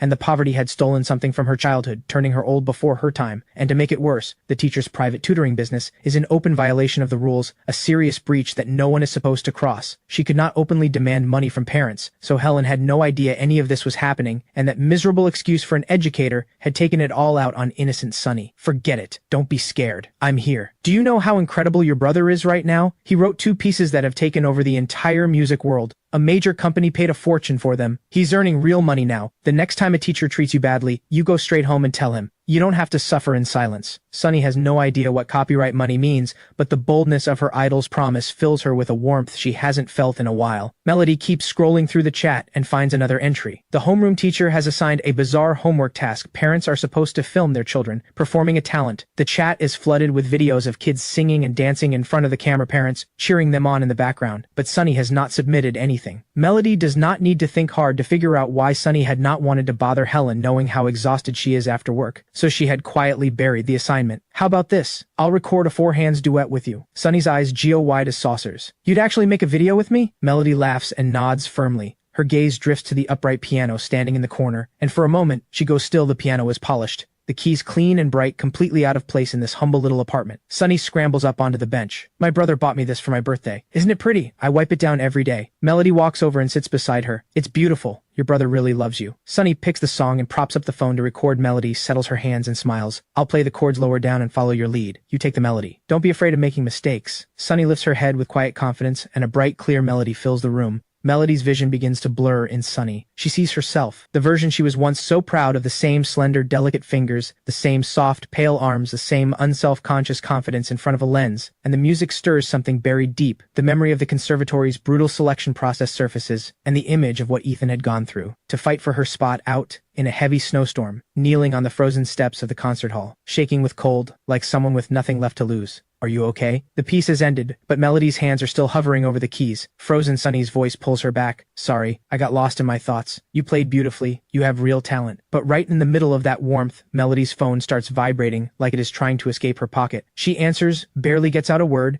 and her manager's voice comes through in a full volume fury. Where on earth have you been? Don't tell me you forgot. Today's shoot. The entire crew is standing there waiting for you. The shouting jolts her. She glances at the date on her phone, and it hits her the past few days of sleepless nights and emotional chaos had stripped her of all sense of time. She fires off a string of apologies and promises she is on her way, then hangs up and starts pacing in a panic. She is completely stuck. She had already asked Sunny, but Sunny had no idea when Ethan would be back if she stayed. It could be midnight, but the production crew cannot wait another minute. Just as she is scrambling to say goodbye, her eye catches something in the bin beneath the coffee table. An empty medicine bottle. She picks it up and turns to Sunny. What is this? I was sweeping under my brother's bed earlier and found the empty bottle, so I threw it out. Melody turns the bottle over to look at the label, but the label has been peeled off completely and deliberately. Something cold settles in her chest. She takes a photo and calls a senior professor she knows in the medical field. He enlarges the image and studies it carefully. The label's been removed too cleanly for me to be certain. I can't give you a definitive answer, but based on the bottle shape and the color of the remaining packaging, this looks like a high-strength liver prescription. The words liver prescription land like a stone, and the dread that has been building inside her hardens into something final because Ethan's high school medical report had been explicit: severe hepatitis caused by malnutrition. Is there any way to tell exactly what it is? Try this. Put the opening close to your nose and smell what's left. Melody unscrews the cap and breathes in deeply. A sharp, overwhelming bitterness hits the back of her throat. It travels from the nose straight down into her chest. It's hard to describe. It's complicated, but just smelling it makes my throat feel bitter. Bring the bottle to my lab. I'll run the residue through the instruments and we'll know exactly what it was. Meanwhile, in the editing suite at the streaming platform's Riverdale office, Ethan, what do you think of this cut? Does this version match what you had in mind? The editor pulls up a few highlights from the live stream and turns to me for feedback. I open my mouth to respond when a fierce, clawing itch surges up from deep in my throat and I break into a coughing fit. I cannot hold back. It tears through me like something inside is coming apart. The violence of it frightens everyone in the room. Water. I manage to get the word out and fumble through my pockets with shaking hands. A woman beside me passes me a cup of warm water, and I take it, trembling. I force a handful of suppressants down my throat. Nash Carter stands nearby, his brow deeply furrowed. He wonders if he is imagining things but looking at someone who is only 20. He senses something that does not belong. The heaviness of a life, running out. The color that had flooded into my face during the coughing is fading fast, and what is left tells him this body is in far worse shape than it should be. His eyes fix on the bottle. I am gripping in my fist. The markings have clearly been removed on purpose, but even a blind man could tell this is not a cold remedy. The questions piling up inside Nash Carter grow heavier by the second. Ethan had been a son of one of Riverdale's most powerful families. Without exaggeration, a family with that kind of wealth would have had a private medical team on retainer, regular full-body checkups, premium nutrition management. So how, at barely 20%, has his body deteriorated to this extent? Ethan, are you sure you're all right? The medication takes hold and the coughing eases. I lift my head slowly toward the woman who handed me the water and take in her face properly for the first time. She is tall, over 170, with a striking figure, and her eyes, soft and expressive, are filled with genuine concern, beautiful features, flawless makeup. She is clearly not someone who works behind the scenes. A middle-aged woman steps forward. Ethan, do you follow the singing competition circuit? Sienna here is your #1 fan. When we heard you were in the building, she insisted on coming personally. She'd love to have you perform at the finals. Whatever you name. I have barely caught my breath and my head is still not fully clear, so it takes me a beat longer than it should to connect the stunning woman in front of me with one of the biggest names in the industry. Nash Carter is gesturing frantically from the side, and I finally register just how significant this person is. Her mother is a legendary queen of the music world, and she herself is the reigning rising star. Nash Carter knows how badly I need money for treatment right now, and is doing everything he can to push this deal my way, burning a hole through me with his eyes, willing me to take the bait. Sienna Hart's vocal ability is not the pinnacle of the industry, but the money and connections behind her make her untouchable. One appearance on that stage alongside her, and the fee would be a number most people never see in a lifetime. But nobody expects what happens next. I turn them down flat. The manager's face goes dark. She had lowered herself to come here in person for someone who just arrived on the scene, and he has the nerve to shut the door in their faces. Her pride is on the floor, and her temper is not far behind. The room goes glacial with awkwardness. But Sienna Hart, for all her reputation for being difficult, does not look angry. She waves her stone-faced manager back. It was presumptuous of me to show up without an appointment. If there's ever a chance to work together down the line, I'll have my team reach out through the proper channels. I hope we get a chance to make something together someday. She has barely finished speaking when my throat gives out again, and I break into another fit. This one is not as savage as the last, but Nash Carter looks like he is about to lose his mind, because when I pull my hand away from my mouth, the tissue is stained with dark red. Ethan has coughed up blood in front of everyone. Paired with the colorless paper-white face I am wearing, Nash Carter reaches for his phone to call an ambulance, but I wipe it away like it is nothing, and tell him to put the phone down. I look up at Sienna with red-rimmed eyes. I won't play piano for you, but what if I write you a song? Everything in the room stops, a silence so complete you could hear the air move. Nash Carter's eyes look ready to fall out of his head. He cannot believe what he is hearing. The man just coughed up blood, and his first instinct is not to get into an ambulance but to sit here and write a song for a pop star on the spot. This is insane. Completely reckless. Yes, the industry respects his piano work, but pop songwriting and classical piano are entirely different worlds. He does not believe for a second that someone this young can cross over just like that, and even if by some miracle he does know how to write lyrics and melody, with the kind of industry network Sienna's mother commands, there is no producer in the world. She cannot get on the phone. Why would she settle for something dashed off in a moment? The reality arrives like a gust that knocks him sideways. Sienna had been turning to leave, but she stops, and a wide, unguarded smile breaks across her face. You'd really write something specifically for me? I nod, pale as paper, borrow a pen from someone beside me, and bear down through the searing pain deep in my liver, scrawling and sketching across the page. Sienna, watching from beside me, notices something is wrong. She sees the sweat beading across my forehead. Ethan, you don't look well. If you really can't push through this, we can always reschedule. I'm fine, give me 20 minutes. 20 minutes later, I hand the pages to Sienna. See if the style feels right to you. Sienna takes the pages and goes completely still. Nash Carter shakes his head internally. This is going to be a disaster. He supposes it is understandable. 20 minutes written through pain. What can you realistically expect? But Sienna does not move and does not speak because she is completely floored. She cannot begin to explain how someone this young could produce, in 20 minutes, a melody this carefully constructed, and lyrics this beautiful and direct. She holds back the tremor in her voice and hums the opening bars against the score, and the melody locks perfectly into the word. She realizes she has just walked into the best thing she will ever find. How I wish I could ask you again. Will you wait or will you go? On that windy day, I reached for your hand, but the rain came down so hard I lost sight of you. This is a chart-topping single without question. As Sienna keeps going, sinking deeper into the song, the shock on her face gives way to something closer to euphoria. By the time she reaches the chorus, she takes back every dismissive thought she had allowed herself. This is not just a good song. This is the kind of song that sweeps awards.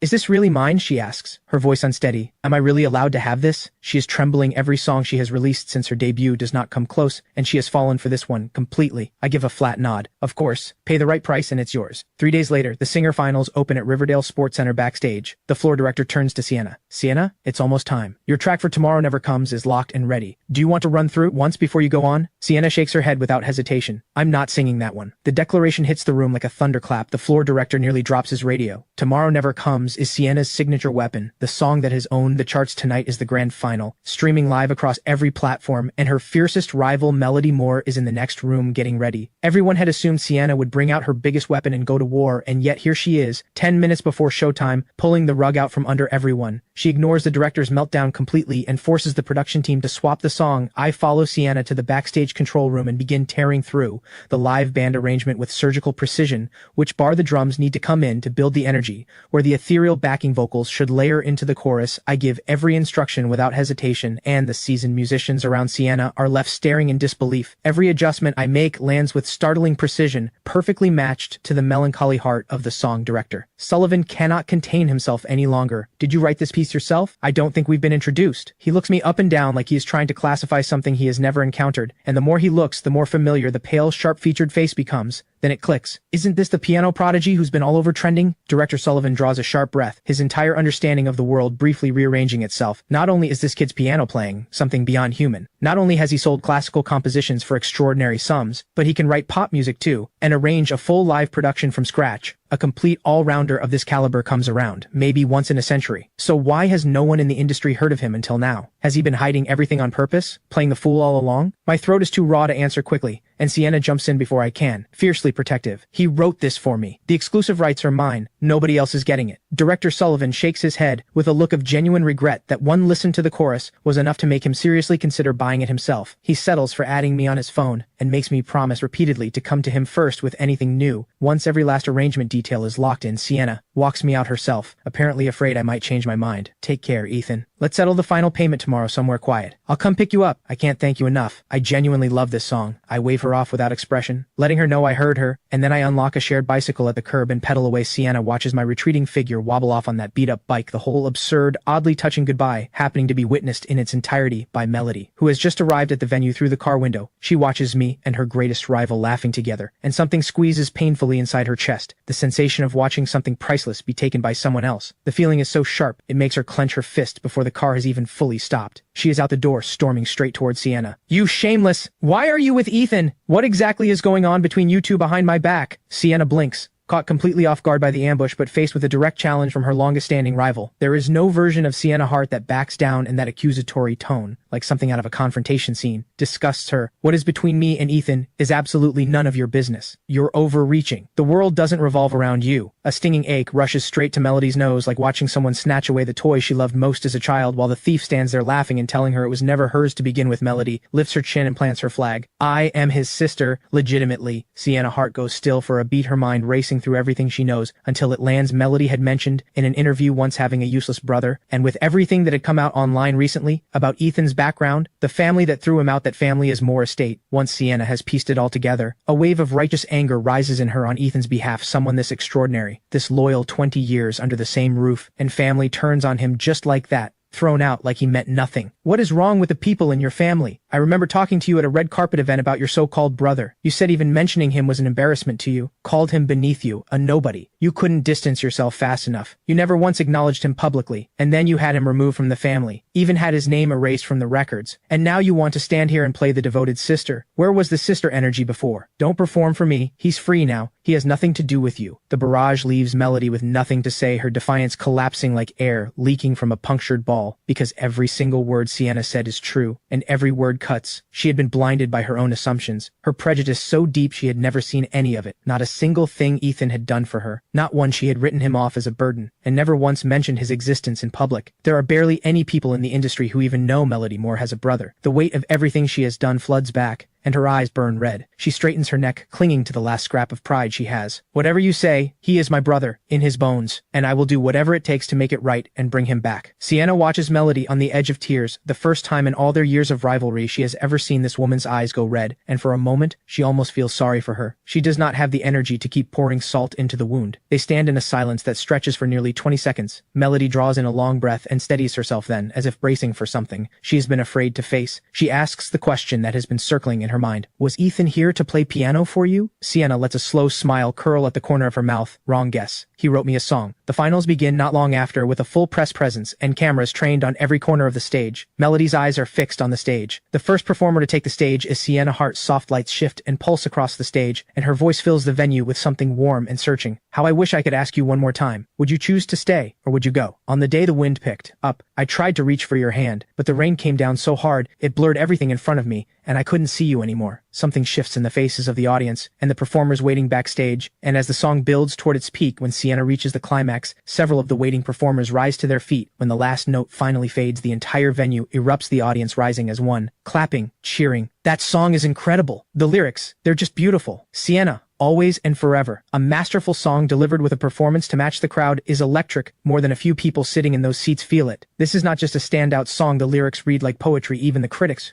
who make a living finding fault, struggle to find anything to say against it because the song is simply that exceptional. Never mind that Sienna commanded the stage flawlessly. Even if she had stumbled somewhere in the middle, the song itself would have held the stage up. They really shouldn't have let her go first. After a performance like that, who can honestly be moved by what comes next? Nobody notices that in a corner of the venue, Melody's eyes have gone red again. Listening to this song that has moved an entire arena, she knows with absolute certainty that Mr. Vale is Ethan, because only he could have written something like this. And the feeling it stirs inside her is something she cannot put into words. Every achievement she wears carries his shadow in it somewhere. All those songs she sang, that he had written, every one of them a chart topper, and all that time he had stayed behind the curtain, giving every last bit of the light to her. The thought is too much, and her tears fall like beads from a broken string. If she hadn't lost the one who had always been beside her, the one who loved her without condition, every word of praise raining down on Sienna tonight, and Sunny Day itself, all of it would have been hers. The lights are blazing on center stage, and when Melody takes the stage, the applause that greets her does not stop. Some of her most devoted fans are calling her name at the top of their lungs. They have watched her transform from someone overlooked into the reigning queen she is today, and so many of them see pieces of themselves in her journey, but none of them have ever stopped to wonder how she got here. They have simply assumed that Melody Moore built all of this on her own, but the woman standing on that stage right now is somewhere else entirely. She is thinking of the encouragement Ethan gave her over the years of the competition, where she was eliminated in the very first round, cut without mercy, and how he had written a song specifically for her to tell her that when she felt like stopping, she should not. In the audience, people sit up straighter. Many of them are expecting her to surpass what came before, hoping she will outshine Sienna, but it becomes clear quite quickly that they have hoped for too much. The song Melody performs tonight is one she released months ago. The performance is visibly affected by everything weighing on her, small imperfections that most would miss, but the trained ear catches, and like the others, it offers no surprise. Even her longtime fans are not flooding the stream the way they usually do with the word champion. The votes are tallied quickly, and 10 minutes later, Director Sullivan steps forward and announces that the winner is Sienna Hart for her performance of Sunny Day. The moment the words leave his mouth, the stage belongs entirely to Sienna, and she drinks in every cheer, every wave of applause. Melody walks out of the venue like a ghost, because all of this, every bit of it, used to be hers. Vivian and Xavier had come to the venue. It's okay. You're still incredible. Whatever anyone says out there, I'm behind you.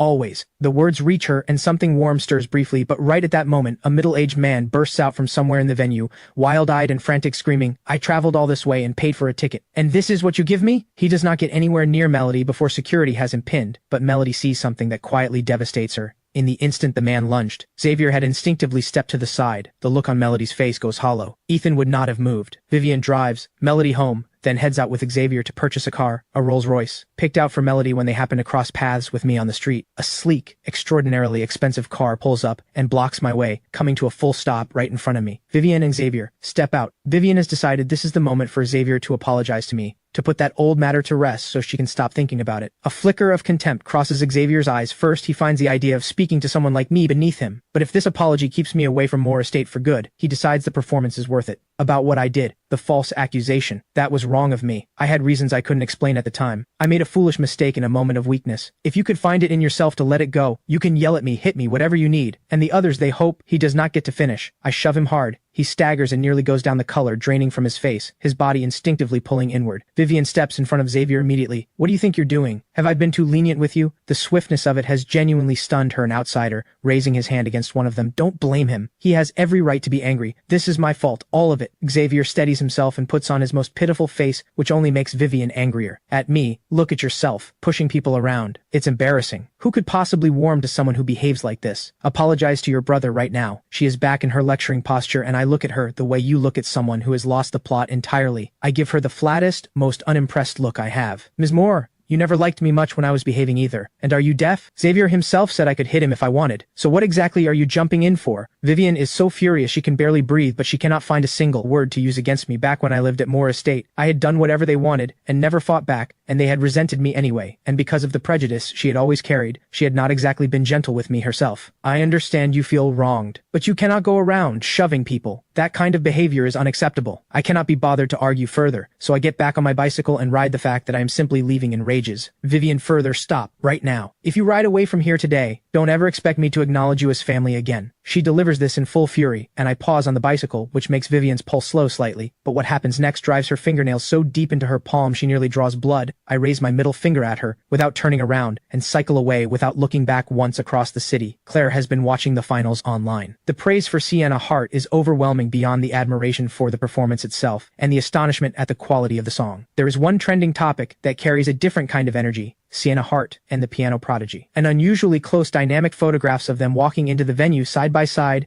and Sienna personally walking him to the door on the way out. The reason this topic caught fire is the photos attached below shot from a particular angle. They appear to be standing nearly pressed together as they enter. The second photo shows Sienna with a radiant smile waving goodbye to me. Claire looks at Sienna's poised, beautiful face in the photograph and remembers something I once said to her, and every last beautiful thing she had been holding on to seems to crack at once. Then she sees the official release images: Sienna standing quietly on stage, lit by several beams that fall perfectly on her, her gown catching the light beautifully, and down below, me and a few others with headphones, watching the rehearsal with full concentration. The comments under these photos are already piling up. The most liked comment is only 2 words: perfect match. Further down, someone claiming to have inside information walks through the entire story of how I won Sienna over in a comment that runs to hundreds of words. A genius composer 20 years in the making produces a masterpiece. Every singer fighting for a chance, every platform begging to collaborate, and he turned every single one of them down because he told the world this song was written for one person alone. Claire thinks of a memory. She had worked hard to get 2 tickets and dragged me along to a concert. The venue had been packed with pink glow sticks, turning the whole night sky that color, and the singer stood under a silver light leading the whole crowd in song. She had thought it was the coolest thing she had ever seen, and without really thinking, said out loud, "If I could ever do something like that someday, hold a concert that was entirely mine." I had turned to her with complete seriousness. "Then first you need a song that's yours. Here's what I'll do. I'll write you a song someday, a legendary one, the kind every singer will fight over, and it will be written for you alone." She had found my confidence a little startling at the time, but looking at my face, completely earnest, she had actually believed me. She had blushed and said she couldn't sing to save her life, that she would need to practice first, otherwise she'd waste a perfectly good song. But everything is different. Now, I did write a song for one person, and that person was not her. The moment that thought finishes forming, the ache that has no name rises in her chest again. She opens our chat window without thinking, and compared to every photo online that had twisted something inside her, nothing stings quite like this. My messages are still unread, still unanswered. The last thread she has been holding on to snaps. She removes me from her contacts and buries herself in her blankets and cries until she has nothing left. The dull, persistent ache makes Claire wish she had never met me at all. She thinks back to middle school when a boy in her class had given her a love letter and her mother had sat her down and said,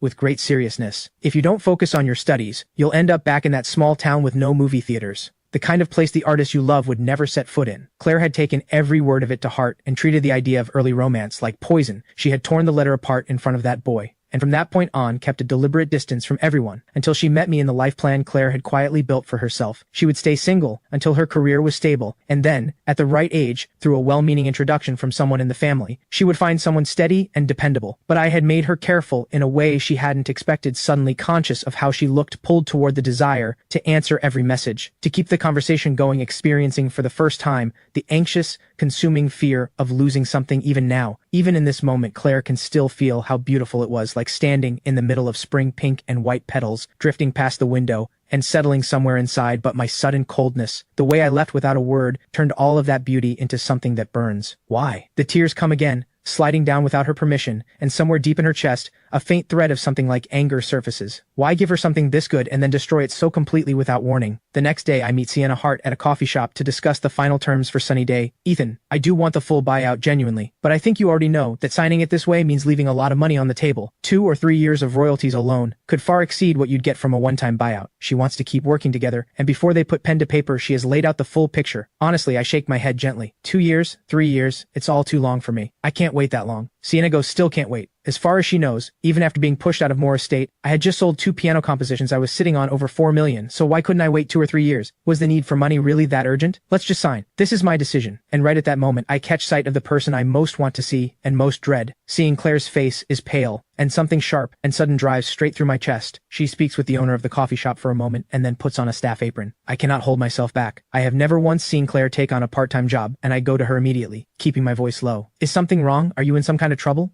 I can lend you money if you need it." I stop myself, remembering how deeply her pride runs, and quickly soften my approach at the sound of my voice. Claire's whole body goes still for just a breath. Then she catches sight of Sienna Hart not far behind me, and in her mind the image assembles itself. The two of us laughing, close, easy, and every feeling she has been holding down for days breaks free. "Stay away from me. I don't need you involving yourself in my life." The force of it sends me stumbling hard to the ground. Sienna rushes over and helps me up. Cold sweat has broken out across my forehead, and staying upright takes more effort than it should, but I keep insisting over and over that I am fine, that I just lost my footing. that it was my own fault when Claire sees me hit the ground. Something in her own body flinches. She had once sat beside me in a hospital after a fight with a stranger in the street, and vowed that next time she would be the one to protect me without hesitation, and yet she has just pushed me to the ground with her own hands. Her instinct is to go to me, but Sienna has already beaten her to it. Claire's eyes burn red as she shoves through the door and runs back at the table. Sienna cannot hold back. Ethan, are you actually all right? Is there some kind of misunderstanding between you two? She has already pieced together that we were something more than friends couples argue. It happens. I wave her off and try to speak, but my throat seizes and a dry cough escapes before I can stop it. This time Sienna sees the blood on the tissue clearly. We're going to the hospital. Now. I had a deflection ready, but the coughing comes back harder, and this time the entire tissue comes away. Red Sienna does not wait for permission. Her phone is already in her hand, dialing emergency services. I stop her by telling her the truth. The doctor diagnosed me with a terminal illness, told me to eat well, rest well, and spend whatever time I have left doing what I want, so I don't leave with regrets. The words hit Sienna like a physical weight, and her hand freezes in midair, the phone still in her grip. Then everything clicks into place for her. Why I had said 2 years. 3 years. I can't wait, and thinking back on everything that has happened to me, thrown out of the only home I had known for 20 years, and then handed this by fate on top of it all, she wants to say something, anything, even if it changes nothing, but something else surfaces in her mind. That girl just now, was she angry because of you? If so, you should go explain things to her. I shake my head slowly. It's my fault. I hurt her. After I got the diagnosis, I ended things. I was the one who brought it up. A long silence follows. She understands the reasoning but cannot fully agree with it, choosing to end a relationship because you have less than a year left, so that the other person can live their life freely. Most people would understand that, but she had watched Claire's reaction just now, and it was unmistakably clear that Claire knows nothing about the illness, which means I had kept it from her deliberately. Why would you hide it from her? What was the reason? In the beginning, when we first started spending time together, I could sense something guarded in her. Hard to name. Over time, as she opened up more, she shared things she'd buried for a long time. Because of something that happened in her family. She had hurt herself once, and there was a time I was in hospital after an injury, and she held my hand and told me, if you die, I won't keep living either. I know people say things like that and don't always mean them literally, but I have a feeling about her that I can't shake. This cafe, it's not one of yours, is it? I'm asking you to quietly keep an eye on her for me, and find out why she suddenly took a job here. One more thing, I need you to keep my condition completely confidential. That's why I told you everything.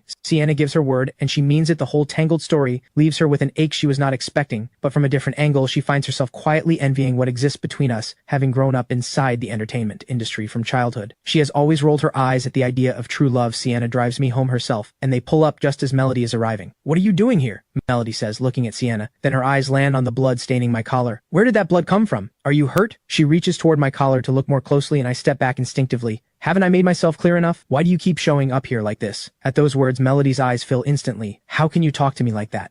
Ethan, I genuinely care about your health. Well, isn't that something? What exactly is this kind of care worth, this late? I collapsed so many times under that roof. No one came, and I survived just fine on my own, didn't I? Every word lands with a barb, and Melody feels each one like a sharp pain spreading through her chest. Because it is true, she had never once genuinely checked on me. All those times I had gone alone for checkups she is only finding out about. Let me take you for a full checkup right now. Even Sienna, standing nearby, cannot watch this without feeling something. From the few cold, clipped exchanges she has witnessed, she can tell that Ethan's years at Moore Estate were probably spent living like a servant, and quite possibly worse than one, because if a member of the household staff had collapsed, even the Moore sisters would have offered some passing concern, but they had never once paid attention to Ethan's health. If they had arranged a thorough checkup even a few years earlier, his condition might never have reached this point. He might have been like any other young person living out a full and healthy life, but it is too late for any of that. His countdown has less than a year left on it, and only now, at this point, do they think to care. What good does any of it do? There was a time when hearing these words, feeling this concern would have made me curl up under a blanket and smile for days, but now everything is too late. I pull my hand away from Melody's grip with a sharp jerk. Get away from me. How can you speak to me so coldly? I'm begging you. Please, just come with me to the hospital. She has not finished speaking when I collapse without warning. The sudden fall sends Melody into a panic. She freezes completely at a loss. What are you standing there for? Get him into the car. Hospital. Now. Sienna's anger on my behalf is genuine. Someone this good saddled with sisters, this cold and indifferent on the way to the hospital. Melody's thoughts are in complete chaos, and whenever she has been faced with sudden panic like this, her instinct has always been to turn to Vivian. First, she fumbles for her phone and dials Vivian. Vivian speaks first. I was just about to call you. Where have you been? Get back here. Xavier says he needs to talk to you about something. Melody's voice breaks as she speaks. I went to find Ethan. Why would you go all that way for that ungrateful wretch? I have told you countless times, stay away from him. Do you know he shoved Xavier yesterday? Stay away from someone like that. It's not safe. Her tone softens slightly as she continues. Melody, are you crying? Come home and tell me everything. I'll sort it out for you. Ethan was fine one moment, and then he just collapsed. He's burning up. It's terrifying. I'm taking him to the hospital right now. If they find something serious, I'm genuinely terrified right now. Terrified that I might not even get the chance to make things right. There is a noticeable pause on Vivian's end. As the words settle and her voice softens a fraction more. Stop catastrophizing. He's young. It's probably nothing serious. Skip too many meals. Low blood sugar. At worst, that old hepatitis has flared up a little. A few days in hospital with a drip and he'll be fine. And even if, worst case scenario, something does come up, what does that have to do with our family? Stop spiraling on your own. The car pulls up at the hospital and Melody hangs up. The doctor who examined me comes out to meet her. You're the family member? Once he wakes up, you can take him home to rest. A burst of relief floods through Melody at those words. So there's nothing seriously wrong with him? The doctor gives her an odd look. Something about this family member strikes him as strange. Has your brother never mentioned his condition to you? He was just here last week for a follow-up. I've reviewed his latest results thoroughly. There is no need for further hospitalization. No further tests are necessary. Just take him home and make sure he stays in good spirits. It may help slow the progression, even if only slightly. With every word the doctor speaks, Melody feels as though a hand is closing around her throat. Her legs give out beneath her,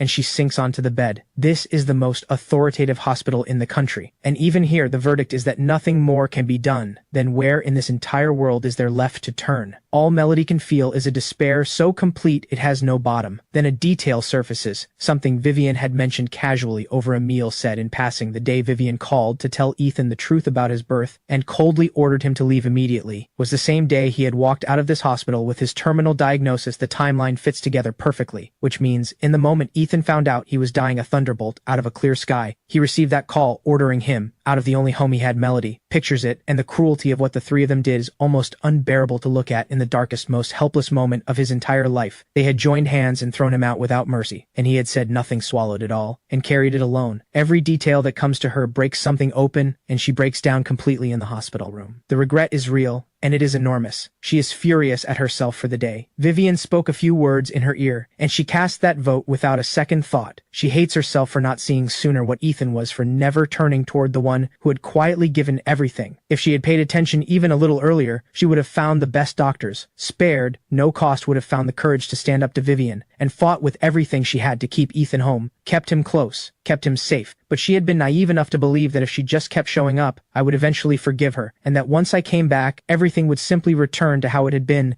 those evenings playing piano together in the fading light. But the reality in front of her is brutal grief, so acute it blurs everything she looks at, and her mind unravels into fragments, images cycling through like a lantern spinning in the dark. She remembers holding my hand, looking up at the stars together in the summer breeze. She remembers the times I had stepped in front of her without thinking of myself. Everything she has built, every achievement she wears, was built on Ethan's willingness to stay hidden, to let the applause and the glory pass over him in the dark, and give every chance to shine to her instead. Song after song going viral. She had made it to the biggest music award stage she had ever dreamed of. And after her speech, the press had swarmed around her. One sharp entertainment outlet had asked what had driven her to where she stood today, and who was the person she most wanted to thank. She had thanked many people with grace and composure, and from the stage she had spotted me standing in the crowd, and seeing how plainly and poorly I was dressed, she had felt embarrassed to be associated with me, so she had not mentioned me. Once the sharp-eyed outlet noticed and pressed her, there are rumors online that you have a brother who grew up with you, who has been quietly sitting beside you at the piano since you were both very young. Do you have nothing to say to him on a night like this? But Melody had believed, completely and without question, that everything she had achieved had nothing to do with me, and so she had answered with 2 words, flat and dismissive: no one. But I, standing in that crowd, had not looked hurt. I had been smiling for her,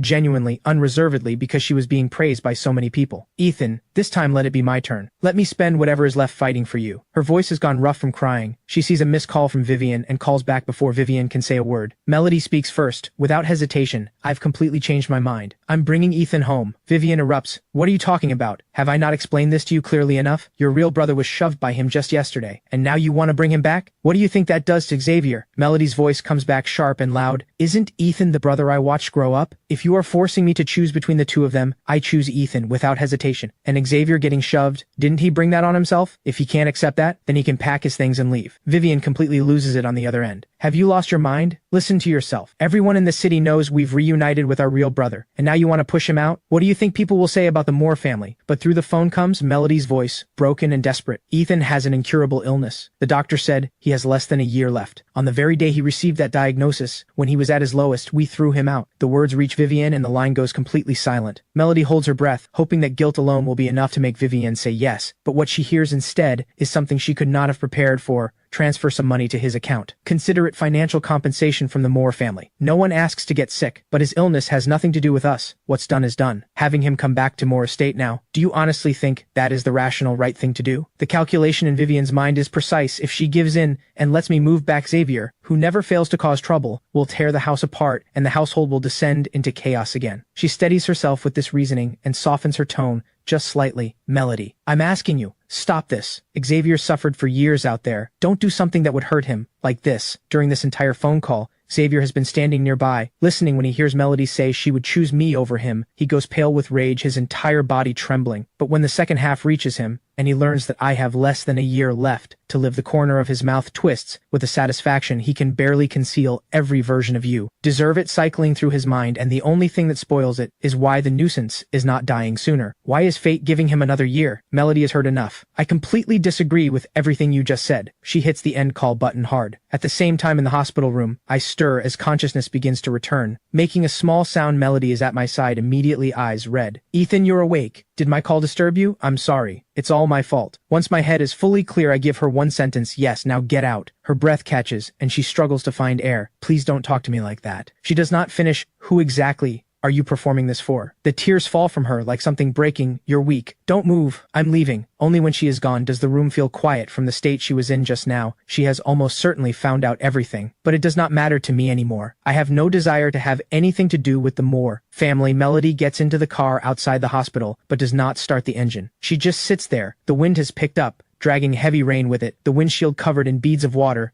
and listening to the rain, her grief deepens. She thinks of other rainy days, the ones where I had sat beside her all day at the piano. As long as my music was playing, she had never felt alone. And now that sound is growing further away. Melody picks up her phone through her tears and searches for my name online. The first thing that appears stops her cold. A post from the woman who falsely accused me, claiming I am dangerous. Melody clicks immediately, and it is exactly what she feared. The same woman who had fabricated the accusation against me, for reasons unknown, has revised the original false account and posted it again, claiming her previous apology had been made under pressure, and that she is now choosing to speak her truth. She has even pinned a comment to the top, if I stay silent today, and the same thing happens to someone else tomorrow, there will be no one left to speak up. Although the original incident was over a year ago, the current online attention surrounding Ethan has given the post traction, and the comments are already multiplying with reactions split in every direction. Bystanders tend to default to the side of whoever appears more vulnerable, and even without a shred of evidence, there are already voices piling on against me. Melody's fist closes tight. The last time something like this happened to Ethan, she had not stepped in, had not even checked on him, and he had carried the weight of it alone this time. Even if it is only to ease her own guilt, even if it is just to give herself some small measure of peace, she will see it through to the end. With that, she dials her lawyer. There is something I need you to handle. The woman who made false accusations against Ethan before, she has started again. I've sent you the link. On the other end, the lawyer pulls it up. I'll contact her now and have the post taken down. But Melody stops him immediately. No, we gave her a chance before. This time I want to press charges. I'm leaving it in your hands. Are you certain about this? Does Vivian know? Melody does not hesitate for even a second. She has no idea. If she asks,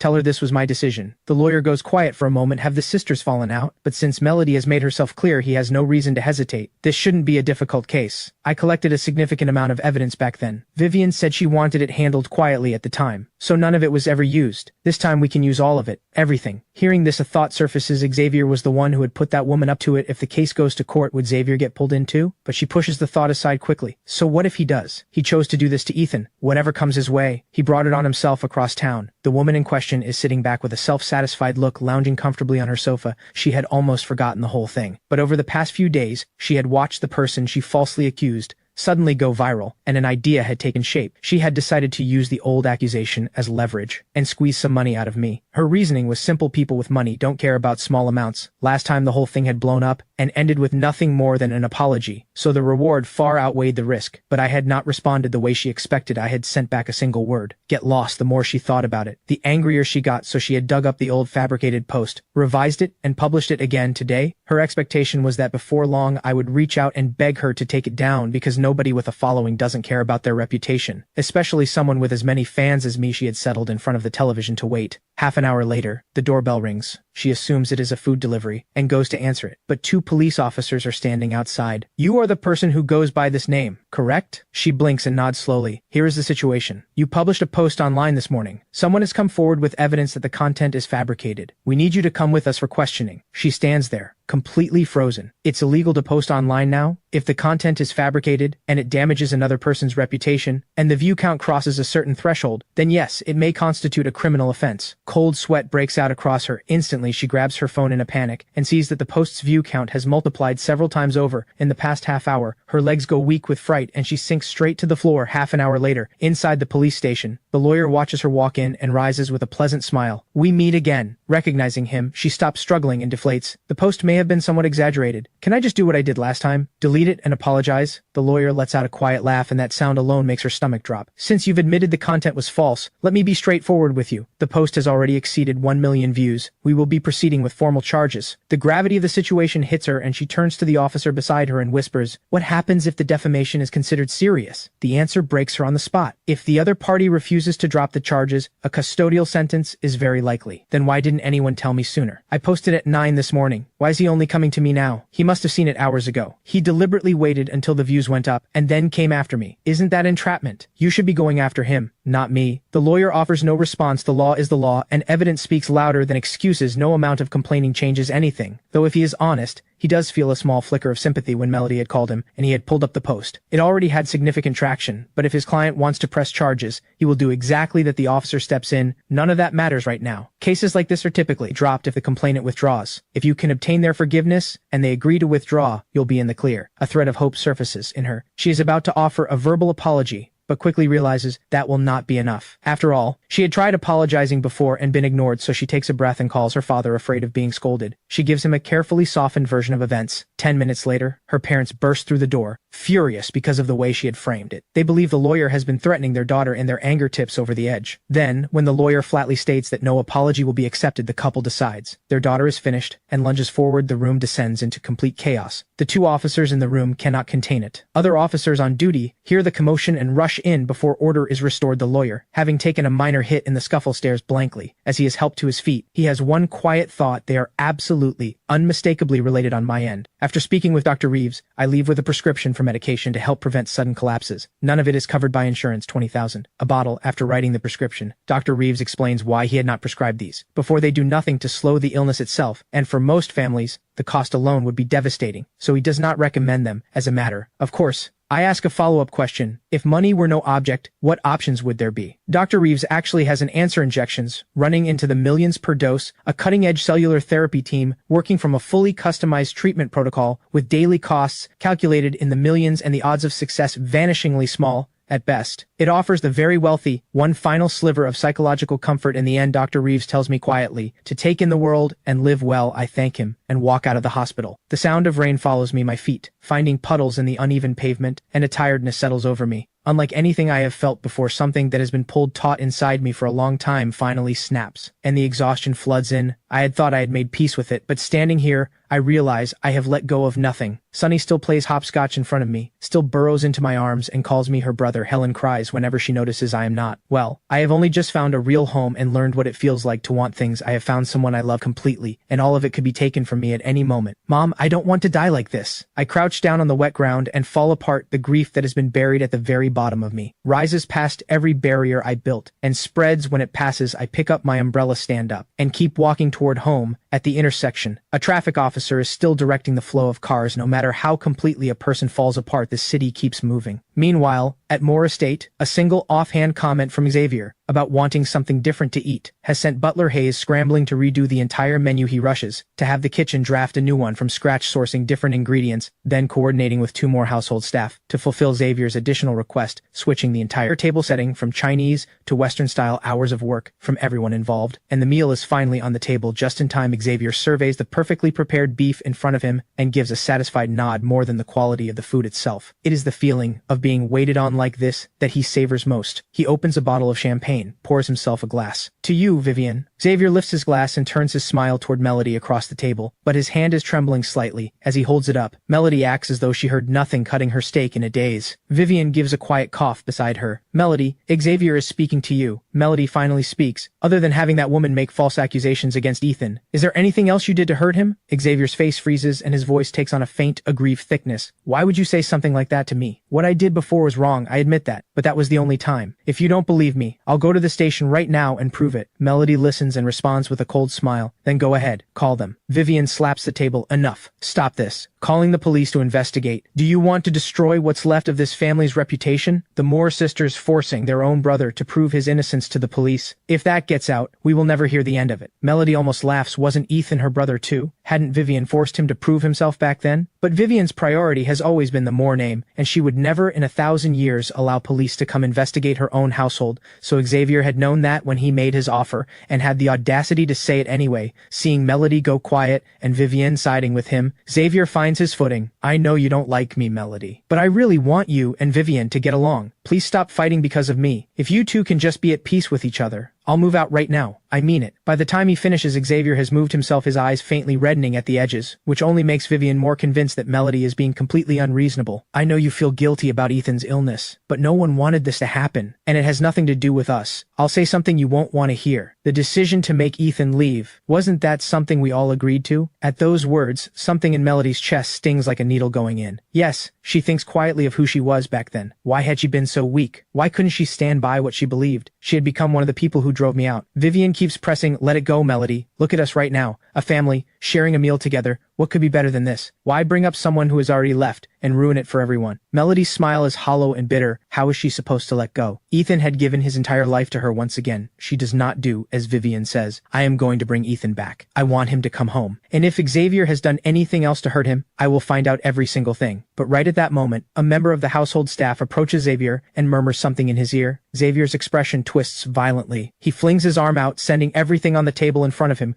crashing to the floor. Wine splashes across the ground. Butler Hayes lets out a heavy sigh from where he stands. It looks like there is more work ahead. Vivian startles visibly. Xavier, what is wrong with you? Xavier's eyes have gone red, and he points directly at Melody. Why did you send a lawyer after her? Why are you having her charged? If she names me as the one who put her up to it, what happens then? Did you think about that for even 1 second? Melody has known all along that Xavier was performing, and seeing his real face emerge now, she almost laughs. What happens? Whatever the law says happens. If you get pulled into it, didn't you bring that on yourself? When you decided to do what you did, did you think it through then? Vivian watches the two of them erupt and feels completely lost. It takes her a while to piece together what is happening. She calls over the staff member who had spoken to Xavier, and what she hears confirms what she already suspected. It goes back to the false accusation against Ethan. But she has to stand with Xavier because he is her real brother. Before their parents died, they had made it clear the Moore name must not be allowed to fade this generation, must hold on to the family's wealth and reputation all these years. Vivian has carried those words close to protect the prosperity of the Moore family. She has done many things that went against her own conscience, each one compounding on the last like a snowball rolling downhill, and the more she does, the heavier it becomes. But she has no choice but to keep going, and so, with the family's survival always at the front of her mind, after her real brother disappeared, she had brought an adopted son into the Moore household to fill the gap, but because Ethan did not carry Moore blood, no matter what he did, Vivian could not change the way she saw him, could not rid herself of the deep-seated aversion she felt. And so Ethan had lived in this household for over a decade, like someone at the bottom of the hierarchy. Whatever feeling Vivian had ever shown toward him was never really family love. It was closer to the attachment one develops for a pet, something that grows from years of simply coexisting. So between Ethan and Xavier, there is no comparison in Vivian's mind for the Moore name, and for the continuation of the Moore line, she will always stand with Xavier back at the table. Melody's words have left Xavier red-faced. The thought of being implicated, of facing actual consequences, and Melody's threat to remove him from the house turns Xavier's fury rapidly into something darker, but he does not dare direct it openly at Melody, afraid of how Vivian would react, so he turns it on the room instead,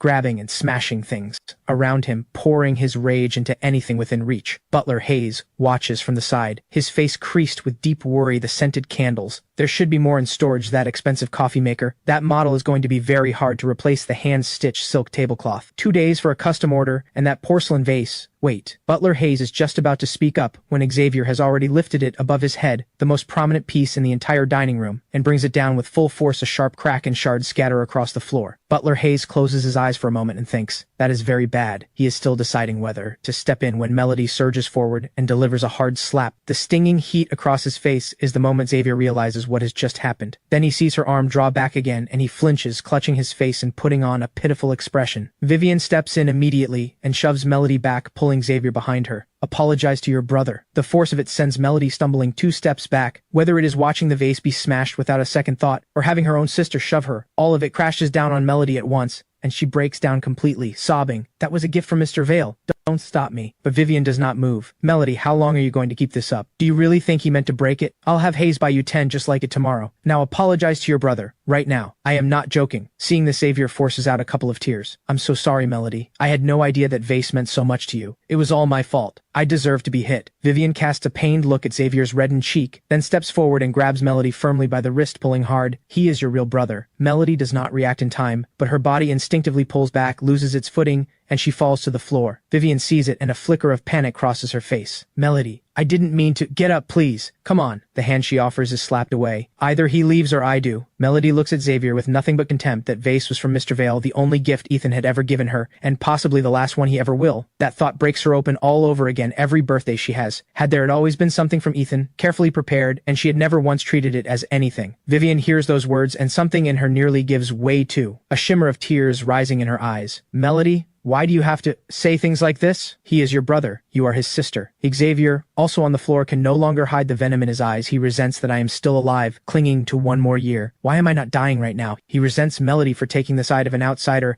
and threatening to take back the life he fought so hard to claim. The hatred makes his teeth tremble in this moment. He wants both of them gone. "Melody, please. I won't make you apologize. Can't we just live as a family in peace? Why does it always come to this? Stop fighting over Ethan. Whatever else you want to say, this family raised him. 20 full years. Have we truly wronged him that badly?" Vivian presses a hand to her forehead, a headache closing in, and right at that moment Xavier pours more fuel onto it. "It's all my fault, Vivian. Every single thing, all my fault. Melody has every right to be angry at me. Since Melody clearly can't stand having me here, I'll leave right now. I'll go to the station and answer for what I did." Melody pulls out her phone without hesitation. "Keep going. Don't stop on my account. I'll have my lawyer come draw up the paperwork first, to get your registration removed from this household. Then I'll walk you to the station myself. I'd love to see exactly how you plan to make amends." Vivian sees it clearly now. This household can only hold one of them, and the realization undoes something in her. Tears rise in her eyes. "Melody, why are you pushing it this far? Do you not care at all about what this does to the Moore name?" Melody's voice breaks as she answers, "Then just kick me out, Vivian. The same way you kicked out Ethan. On my end, I have boarded a bus and taken a window seat staring out at the sky, mind drifting after what Dr. Reeves told me. I have one more reason. To earn money, even if the treatment option is a long shot. Having more money in hand is always better than not. The 2 piano compositions brought in $4 million. The 2 songs sold to Sienna brought in $3 million more. That should be enough to move the family somewhere better. And I found out last night that Sunny's teacher has been conducting herself in ways that violate every basic standard, targeting Sunny at every turn. So I plan to sit down with Helen soon and get Sunny transferred to a better school. As for the teacher running that illegal tutoring operation, once Sunny is safely settled somewhere new, I will find a lawyer and give that teacher a surprise she did not plan for. After all of that, the millions will probably be mostly gone. So I send Sienna a message. "Are you free? Let me take you to eat. I wrote a few songs while I was in the hospital. I'd like to show you and see if any of them work for you." Sienna's reply comes quickly. Just a string of question marks followed by several rounds of checking whether I am serious. Once I confirm that I mean it, she agrees without any further hesitation. I put the phone away, and a heavy tiredness settles over me. Dr. Reeves had mentioned this enormous side effect of the new medication. A short rest is all it takes, so I drift into that halfway place between sleep and waking. A few stops pass, and the bus fills with more passengers. I am jolted awake by a sharp voice. "Young man, these seats are reserved for the elderly, disabled, and pregnant." A middle-aged woman has looked around and apparently decided I am the easiest target. She walks straight over to me. I have ridden buses long enough to have met plenty of people like this, some far worse, the kind who say,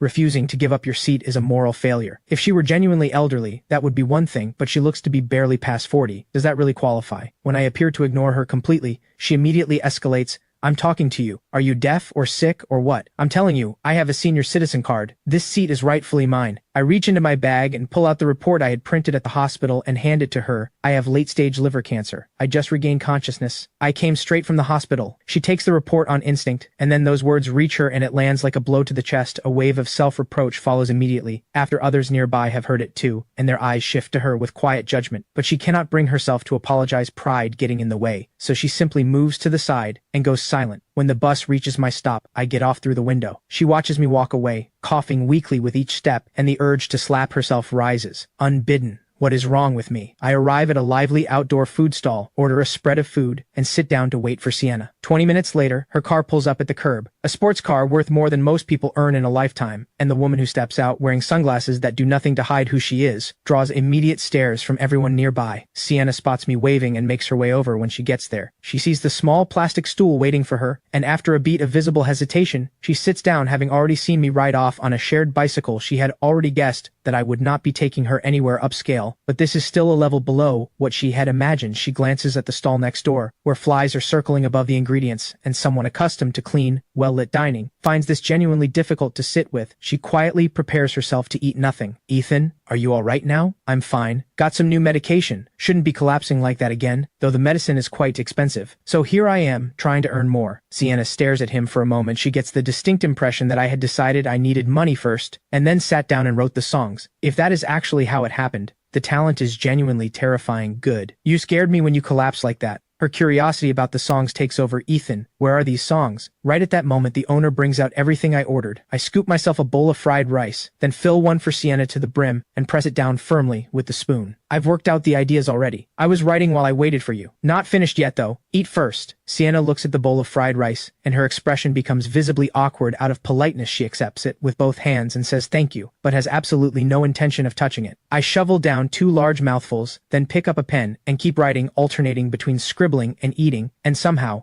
watching me, Sienna realizes she is actually hungry. She surveys the spread on the table, and after considerable deliberation, reaches for a skewer of stinky tofu. The moment she bites through the scalding outside, her eyes go wide purely in terms of flavor. This is actually not bad. She sets down the skewer and reaches for the fish balls I had been eating. One goes in, and her eyes light up. This is genuinely delicious. And right at that moment, I hand over the third finished song. Sienna sets down the grilled wing she had just picked up and takes the pages with both hands. Reading carefully, looking at all 3 pieces, Sienna becomes more convinced than ever that Ethan must be the mysterious Mr. Vale who had been writing for Melody all along. The thought brings back the memory of the first time she had met Melody. She had been seated beside her and spoken with poorly concealed pride. I know both of the top songwriters in the industry. Both of them. And they've both agreed to write for me. Melody had looked genuinely envious because these were legendary figures in the songwriting world. Money alone could not buy a collaboration with them. But right at that moment, Melody's phone had given a quiet buzz, and she had broken into a radiant smile. I know Mr. Vale. Back at Moore Estate, Butler Hayes waves the other staff away, and they visibly exhale with relief, grateful eyes following him as they hurry out of the storm. Butler Hayes has watched Vivian grow up from childhood and considers himself someone who knows her well. In his view, ever since Vivian took over the Moore household from the previous generation, the hardest thing she has had to do, the thing that has cost her the most, has probably been restraining herself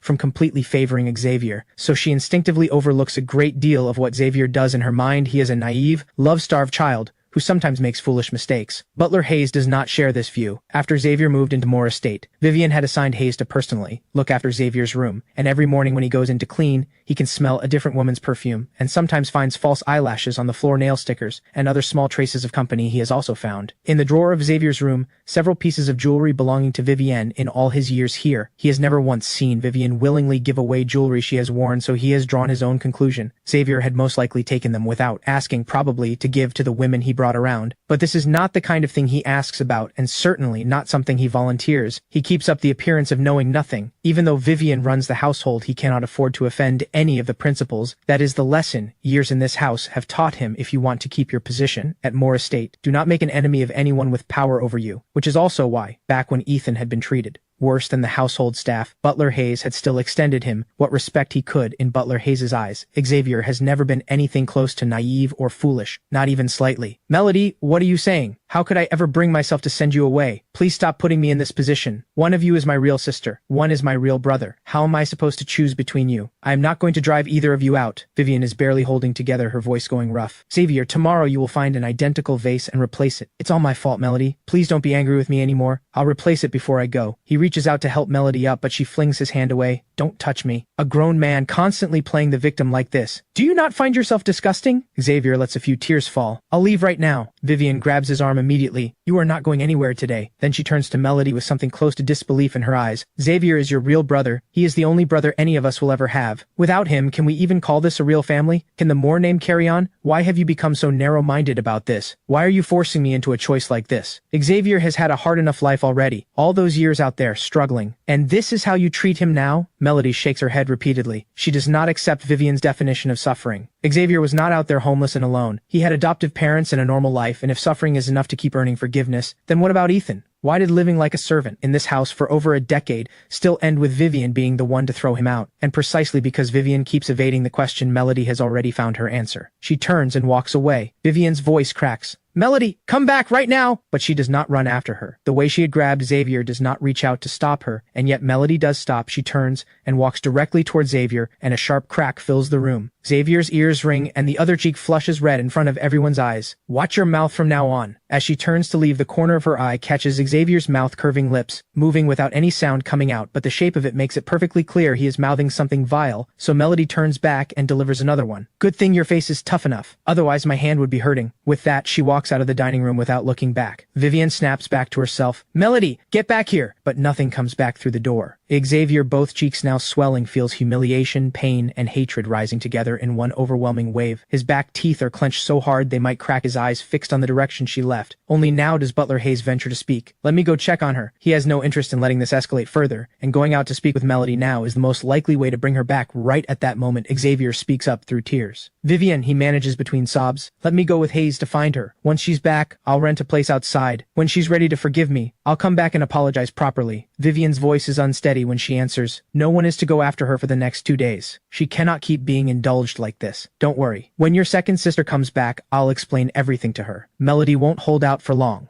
She might well come back on her own tomorrow. Xavier opens his mouth to add something, but Vivian cuts him off with a wave. Deal with the situation involving that woman first. Don't worry, it's nothing we can't handle. In Vivian's mind, this is a matter of one phone call, but when she reaches the lawyer, she finds out otherwise. This can't be settled quietly the way it was before. Last time went smoothly, because Ethan was still part of the Moore household. I had a brief word with him at the time, conveyed that Vivian wanted the matter dropped, and that was why he chose not to pursue it. As for now, Ethan has left the Moore family. On what grounds am I supposed to talk him out of anything? Not long ago, the lawyer had helped the Moore family have my household registration removed, and he has drawn the obvious conclusion that the split is complete, which is why he speaks so plainly. Vivienne is completely thrown. She had nearly forgotten that the right to press charges lies entirely with me, and she also suspects that even the easygoing version of Ethan from before would pursue this, let alone who he is now. I'll be in touch later. First, I'll take Xavier and go see Ethan in person. See if there's any way to convince him not to move forward. She knows from recent experience that persuading me is far from easy, so she sees no point in sending the lawyer to try the call. Leaves Xavier's face dark. Setting aside the fact that I have already left a mark on him, psychologically, he is now expected to bow his head to the person he despises most, the one he would cheerfully see gone from this world. The very thought of it turns his stomach. Butler Hayes, standing nearby, is exhausted just watching this unfold from where he stands. Sending these two to persuade Ethan has almost no chance of success. Vivian still operates on the unconscious assumption that Ethan is the same person who never hit back, never talked back, or that outsiders will simply defer to the Moore name. Butler Hayes knows that the Ethan of today will not accept any of it. A man who has been told he is dying has no reason left to swallow his grievances, so, rather than watching them waste their time, the smarter move would be to approach the accuser directly and convince her to stay quiet about who put her up to it. But that is not something Butler Hayes is about to volunteer across town. In a coffee shop, Claire is in her work uniform, taking careful notes, the water ratios for the machines, every detail written down with precision. When she notices a table needs wiping, she is already on her feet before anyone asks the shop owner. Lu Jiayi thinks to herself that she has never seen a temp worker throw herself into a job like this. She has landed something rare. and right at that moment, the television mounted on the wall cuts to a news segment. Sienna Hart will be collaborating with Ethan Moore again on a new release. Claire, carrying a tray of drinks, gives a small involuntary jolt, and the tray tips, sending both drinks crashing to the floor. Glass shatters everywhere. Lu Jiayi startles badly. She is about to say something, but then she remembers the instruction. Sienna Hart had left her, and hurries over instead, first apologizing to the affected customer on Claire's behalf, then sending another staff member to clean up while she steers Claire away to the staff room once the door closes. Claire starts to apologize, but Lu Jiayi speaks first. You've clearly been running yourself into the ground. Go look at yourself in a mirror. You don't look well at all. Here's what we'll do. You're going to leave early today. Go home and get some proper rest. When Claire hears this, she assumes she is being let go, and although she desperately needs this job right now after a mistake this serious, she cannot bring herself to ask to stay. But Lu Jiayi seems to pick up on something and asks carefully, keeping her voice low, "Are you going through something difficult right now? Is it a money problem? I can advance you this month's pay if that would help." Meanwhile, at Moore Estate, Vivian finishes her makeup and gets ready to leave for a meeting at one of her portfolio companies, an important one she cannot miss. Find me a necklace. It's in the cabinet at the very back, sitting on a black velvet pad. A while later, "Are you sure it's in the cabinet next to it? I've checked every single one. It's not there." The words stop Vivian cold. She goes completely still, and then she sees it, the empty velvet pad behind the glass. Whatever calm she had managed to rebuild collapses completely. The necklace is not worth a fortune, but it carries a significance to her beyond its monetary value. And what genuinely shocks her is that someone under this roof would steal from her. She calls Butler Hayes immediately. What Vivian does not notice is that Xavier, at the far end of the corridor, has seen everything, and his expression shifts into barely concealed panic. On any other occasion, Xavier would not be this rattled. He might even own up to it and take the scolding. But right now, he genuinely cannot afford to lose Vivian's trust or her willingness to shield him. So he turns and hurries back to his room. 10 minutes later, Vivian tells Butler Hayes, who has come at a run, "A valuable necklace of mine has gone missing. I need you to find out what happened. Find out who took it." Butler Hayes pauses and the answer comes to him almost at once, but he does not say Xavier's room. That would be too direct and would reveal that he had known something all along. He is just about to suggest checking the corridor footage when Xavier's voice comes from behind him. "Hayes, what kind of operation are you running here? You can't even keep track of a handful of staff? And now one of them has stolen my sister's necklace. I noticed some of them acting suspiciously earlier. My guess is it's somewhere in the staff quarters in the North Wing." Butler Hayes nearly loses his composure. He genuinely wants to say, "Keep performing like this, and I will tell her everything," but he swallows it. "This reflects a failure in my oversight. I sincerely apologize. I will search the staff rooms immediately." He has also made a quiet decision. If Xavier has planted the necklace in one of the staff rooms to frame one of them, then he will review the security footage afterward and hand it directly to Vivian. They make their way to the North Wing under Butler Hayes' direction. The household staff line up outside their respective rooms, waiting to be searched one by one. Just as Vivian is about to step into the first room, she glances at the staircase beside her, and something surfaces in her mind, perhaps to confirm the answer already forming there. She has Butler Hayes accompany her down the stairs, and they come once more to the room where I used to live. The moment she steps inside, the same damp cold hits her because Hayes had cleared it out after her last visit. The room looks bare and hollow, having personally sorted through everything in here. Butler Hayes notices immediately that something has been disturbed. A thought comes to him at once. Sure enough, following the signs of disturbance, he finds the necklace tucked into the gap beneath the mattress. Butler Hayes thinks to himself that Xavier was actually quite clever this time. If he had hidden it in a staff member's room, the staff's denials and protests might have prompted Vivian to keep digging. But Ethan has been completely removed from this household. No matter how heavy the accusation placed on him, he has no way to defend himself. And in Vivian's mind, Ethan is exactly the kind of person she could believe would do this. She will simply assume that he was the one who took it 6 years ago.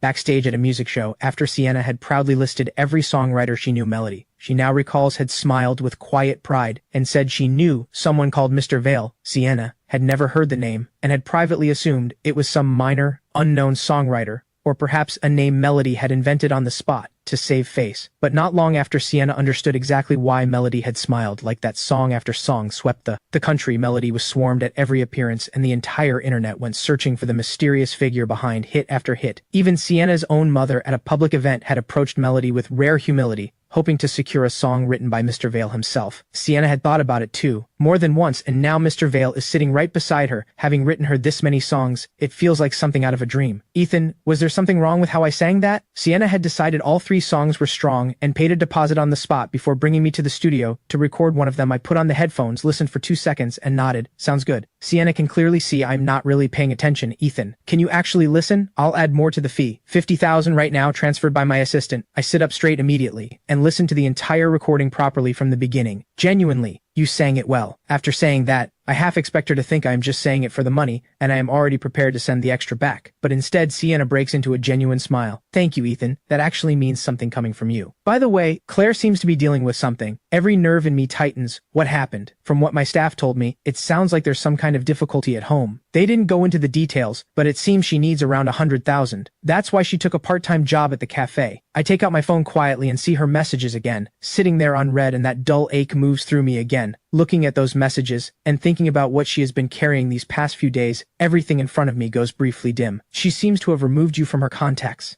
Sienna notices I am reaching for the transfer screen, and says it gently. I go still, and the reality of it settles fully. Claire and I are truly done. I am not sure why, but a memory of a film we watched together surfaces. I look at Sienna with something I cannot keep off my face. Can you do something for me? Find a way to get 100,000 to her? Sienna hears him out and agrees without hesitation. On the other side of the city, Melody drives with no destination in mind. Hours later, something in her settles and she pulls over. The streetlights along the narrow road have come on, casting a warm amber glow. Melody walks alone, her shadow stretching long behind her. A radio broadcast she catches along the way brings back another memory. After she had made her proud little remark about knowing Mr. Vale, she and Sienna had walked out of the venue together. Melody had watched Sienna's parents step out of their car and pull their daughter into a warm embrace, and something complicated had moved across her face. She had wished, quietly, that Vivian would come for her too. Right at that moment, I had come walking up with a bicycle, calling her name. Too slow. I've already called a driver. Just go on ahead. She had said it and immediately turned away, waving me off. Thinking back on that now, Melody shakes her head slowly and murmurs to no one, "How could you look down on him like that? What gave you the right? He was willing to give you his entire life, and this is how you treated him." Melody's eyes slowly fill, grief spreading through her like something spilling. How could she have been that person? The brother who loved her most. How much had he quietly endured? Her pocket buzzes. Melody takes out her phone and looks at the screen and answers on the other end. Vivian's voice carries both concern and reproach.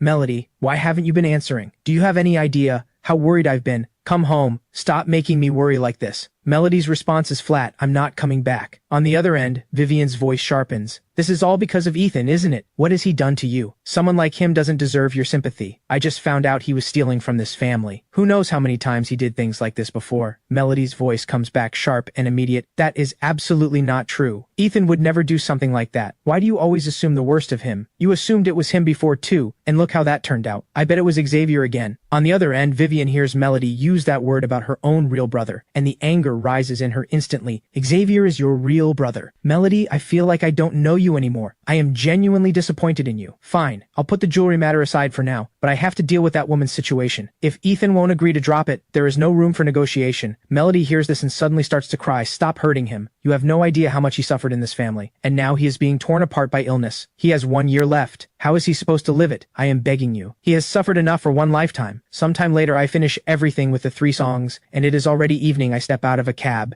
and as I reach the entrance to the building, I see Melody from a distance. Her lips are pressed together, head bowed, her white shirt stained with what looks like wine hair, loose and disheveled, her whole expression hollow. When she hears me approach, she looks up. "Ethan, are you all right?" She barely finishes the question before the ache rises inside her. How could he possibly be all right? Her voice softens and she manages a trembling smile, but her eyes are bright with tears. "I went back to the hospital and you were gone. I was worried, so I came here." But I do not even look up, and my pace does not slow. "Ethan, I really need to say something to you." Melody reaches out and grabs the hem of my sleeve. She had braced herself for coldness, but seeing me ignore her completely brings that ache back with full force. I turn slightly and see Melody holding onto my sleeve, and a memory surfaces without warning. When I was a child, in her room, the time I had found those other children, there she had stood behind me just like this, eyes blurred with tears, small and frightened, clutching at my sleeve exactly like this, and I had stayed there to protect her quietly at her side until she became who she is today. The celebrated artist adored by so many, Melody feels me stop, and her heart speeds up. Whether as Ethan or as Mr. Vale, he had always been so gentle with her, always so attentive. Maybe she would hear him call her that again. But I pull away sharply. "Get away from me, Melody." The tears in her eyes gather fast and fall one after another onto her shirt. "Ethan, I know I was wrong. Vivian came to see you, didn't she? I will make sure she helps you." I push away the hand she reaches out again. "What is wrong with all of you? Every time I tell you to leave me alone, you show up again to make me sick. Do you need me to go back and be your servant again before you're satisfied? How shameless can you get?" Melody's head goes blank. She can barely keep herself upright in this moment. The last remaining hope inside her shatters. She knows now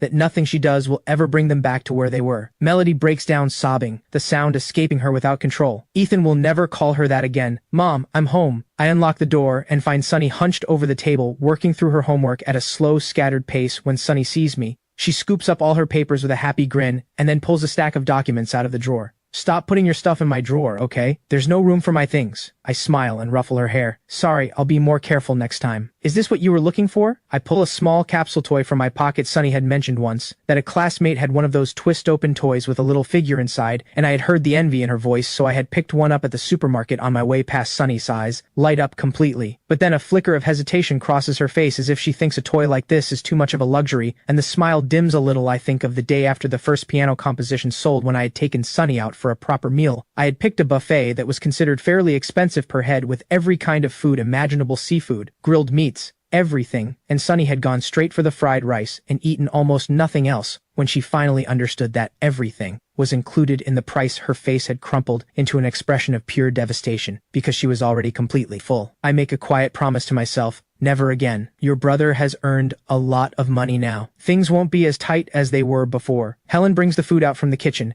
and the three of us sit down together. Helen has made a full spread. Looking at all of it, I eat in large, unguarded bites, and I realize something. Even now that I have left that place behind, some of what it did to me has not gone away. But that is all right, because as long as the three of us are here together, those wounds will fade in time. But before long, a sharp and urgent knock at the door shatters the warmth of the meal. I get up and open it, and the smile leaves my face at once. Ethan, I know you have grievances against our family, but whatever you feel, we were family once. I'm asking you to consider something. Vivian sees I am not moving aside and continues, I owe you an apology, truly. Because of decisions I made, you suffered during the years you spent with us. If you're willing, we can discuss compensation right now. After she says all of this, she has braced herself to be turned away, but I nod. Vivian's mind flicks to the missing necklace, and a cold thought moves through her, but she keeps it off her face. Then let's go inside and talk this through. I shake my head slowly. No need to come in. First, have the person behind you get on his knees and bow his head to the ground 3 times. Then drive him out of Moore Estate. Vivian realizes she has been played and her composure collapses. Ethan, I am trying to speak to you civilly. There has to be a limit to this. There you go again. You are relentless, like something that just will not come off, showing up every few days to make my life miserable. Vivian's face goes deep red, her voice shaking with barely contained fury. She opens her mouth and forces herself to swallow it. Bottom line, you cannot press charges against that woman, and even if you do, you will not drag Xavier into it. Xavier can apologize to you, but kneeling and bowing is out of the question. She pulls Xavier forward, signaling for him to offer the apology, but I close the door in their faces with a firm slam and call through it. I hadn't actually considered pressing charges against Xavier.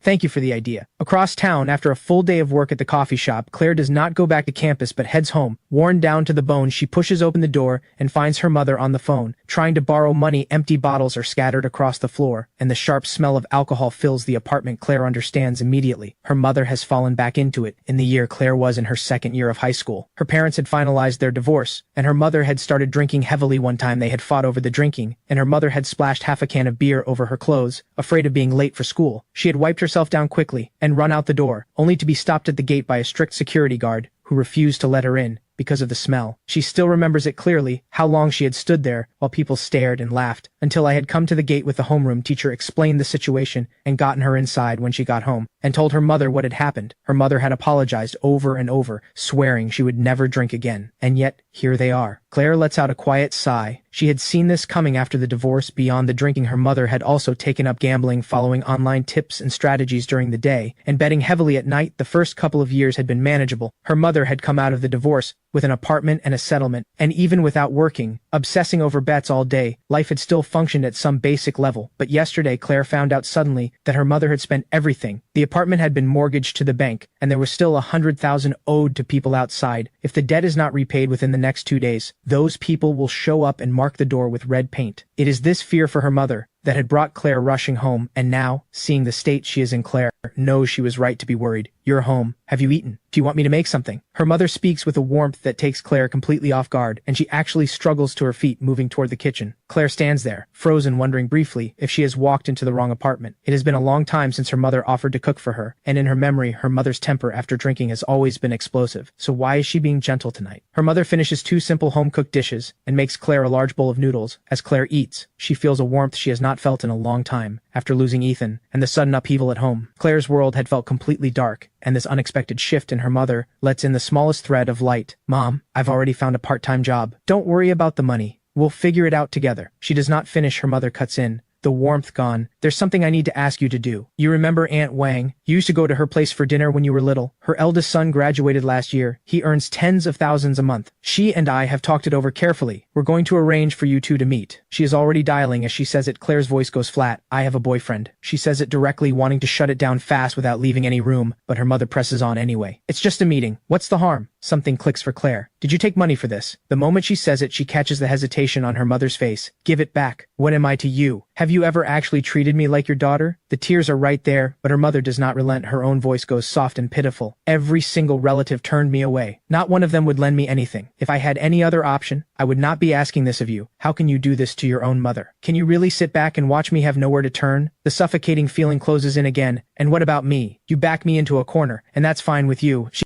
cannot stay in this room. For another moment, she goes to her room and locks the door behind her. Once it is done, she sinks down onto the edge of the bed, and a hollowness settles over her, as if no one in the world truly cares whether she exists. It feels like being handed a terminal diagnosis, not of the body, but of something deeper. In a way, the two are the same. Both strip away every reason to look forward to tomorrow, and then her phone rings. She has no desire to answer, but she glances at the screen. It is Liu Jiayi from the coffee shop. Is something wrong? Liu Jiayi's voice comes through bright and excited. You are my lucky star, Claire. I mean it. I just won the lottery. Claire blinks in her mind. Lottery tickets have always been a fool's game. But then Liu Jiayi says something else. You are genuinely a good person, Claire. I'll be honest, I did consider keeping it all. But we agreed. Half each. I keep my word. Claire goes completely still, and then it comes back to her. Liu Jiayi had actually mentioned something when she borrowed the money. Even though the money is from me, I absolutely cannot accept any winnings. But she had been cut off before finishing. Done. I've already sent it. I have to go. Claire stares at the transfer notification and goes completely still. 100,000. Back at my door, Vivian is still making noise outside. Ethan, if you have even a shred of conscience, open this door. Do you have any idea what has happened to this family because of you? Melody has left the house over you, and now you want to press charges against your own brother? Vivian shouts at the closed door standing inside. I nearly laugh at the absurdity of it. Real brother. The one who wants me dead, and not a single accusation she is throwing at me, makes any sense. I left the Moore family a long time ago, and she is still pinning things on me. If I do not set the record straight, I will not sleep tonight. I open the door again. Vivian mistakes this for a change of heart. Ethan, there are plenty of empty rooms at the estate. You can move in with your mother and sister, and then together, we can bring Melody home. One family living in peace. When Vivian was very young, her mother used to tell her often that a cold estate alone is not a home, it only becomes one when family lives there together, and that is what makes it warm. So, even though Vivian never truly saw me as real family for the sake of Celeste and the others, for the supposed wholeness of the household, Vivian had been willing to accept this outsider in name. As family, there are plenty of empty rooms. That one line cuts through whatever I was about to say. I lived in a basement for over a decade, and apparently, there were plenty of rooms available all along. Apparently, Vivian always knew that the basement was not the only unoccupied space in that estate. Go back to live under your hollow charity in that dark basement again? I believe people and animals should be kept separate. They absolutely should not be made to live in the same space. And while you're here, can you explain to me step by step exactly how I have been responsible for the chaos in your household? Have I reached out to you even once these past few days? You haven't changed at all. Still blaming everyone around you for everything. My tone is completely flat, but Vivian is on the edge of explosion, her whole body shaking and finding no words to fight back with. At that moment, something complicated moves across Xavier's face. He has heard enough to understand completely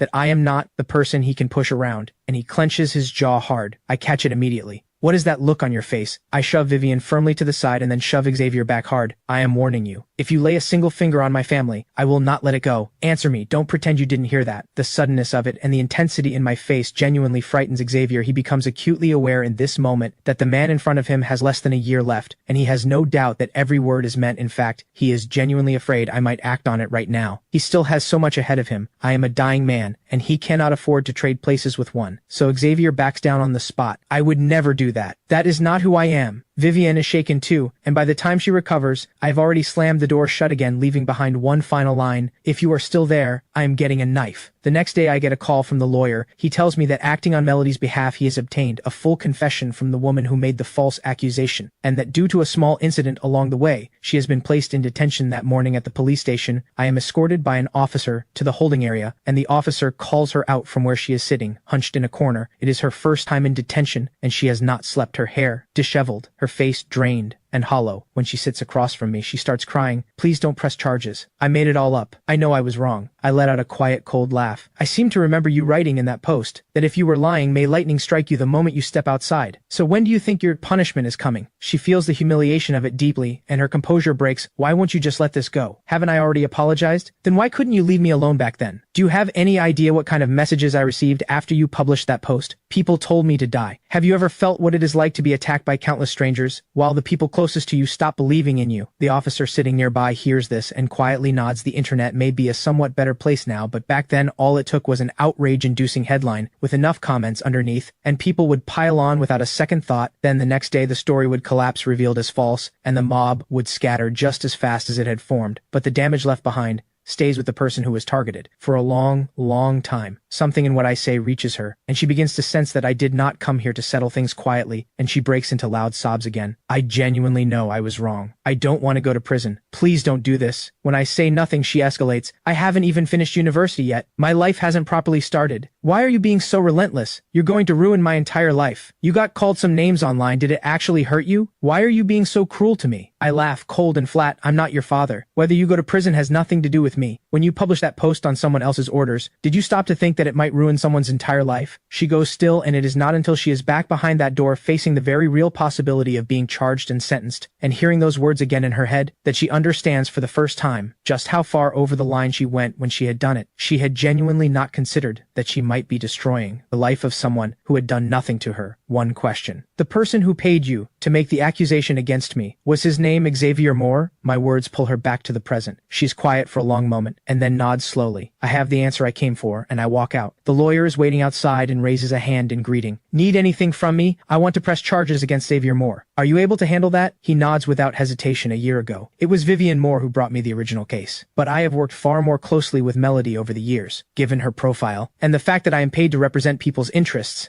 That makes me think of what Melody had said to me last night. She had promised to help me, and this is what she meant. Then I'll leave it with you. I know his reputation, the most formidable lawyer in all of Riverdale. Having him build the case and file the charges gives the odds a significant boost, and the fact that he had already taken steps on my behalf, reaching out to the accuser before I even asked, tells me his intention to help is genuine. I'll get started right away. We already traced the account that sent money to the accuser, but that alone won't be sufficient. We'll need additional supporting evidence. He strides out of the station without another word. As I am about to follow, my phone buzzes. I take it out and see a message from an unknown number. Ethan, is this you? The 100,000. A sharp, piercing ache moves through me these past few days. I have been forcing myself not to think about it, not to revisit any of those memories, with Claire telling myself it is the only way to keep going, that someone in my position has no right to want that anymore. But just when I had started to believe I was managing, the moment I see this message from her, everything collapses back to nothing. I cannot forget her. I never could. It has to be you. You were there that day, weren't you? At the cafe. Why would you do this? The messages start coming faster. I'm so sorry about that day. I don't know what came over me. I don't understand why I pushed you. I really do love you. You have to believe me. I never wanted to hurt you. Where are you right now? Can we meet? I look at the messages on the screen, and the twisting ache comes back in full.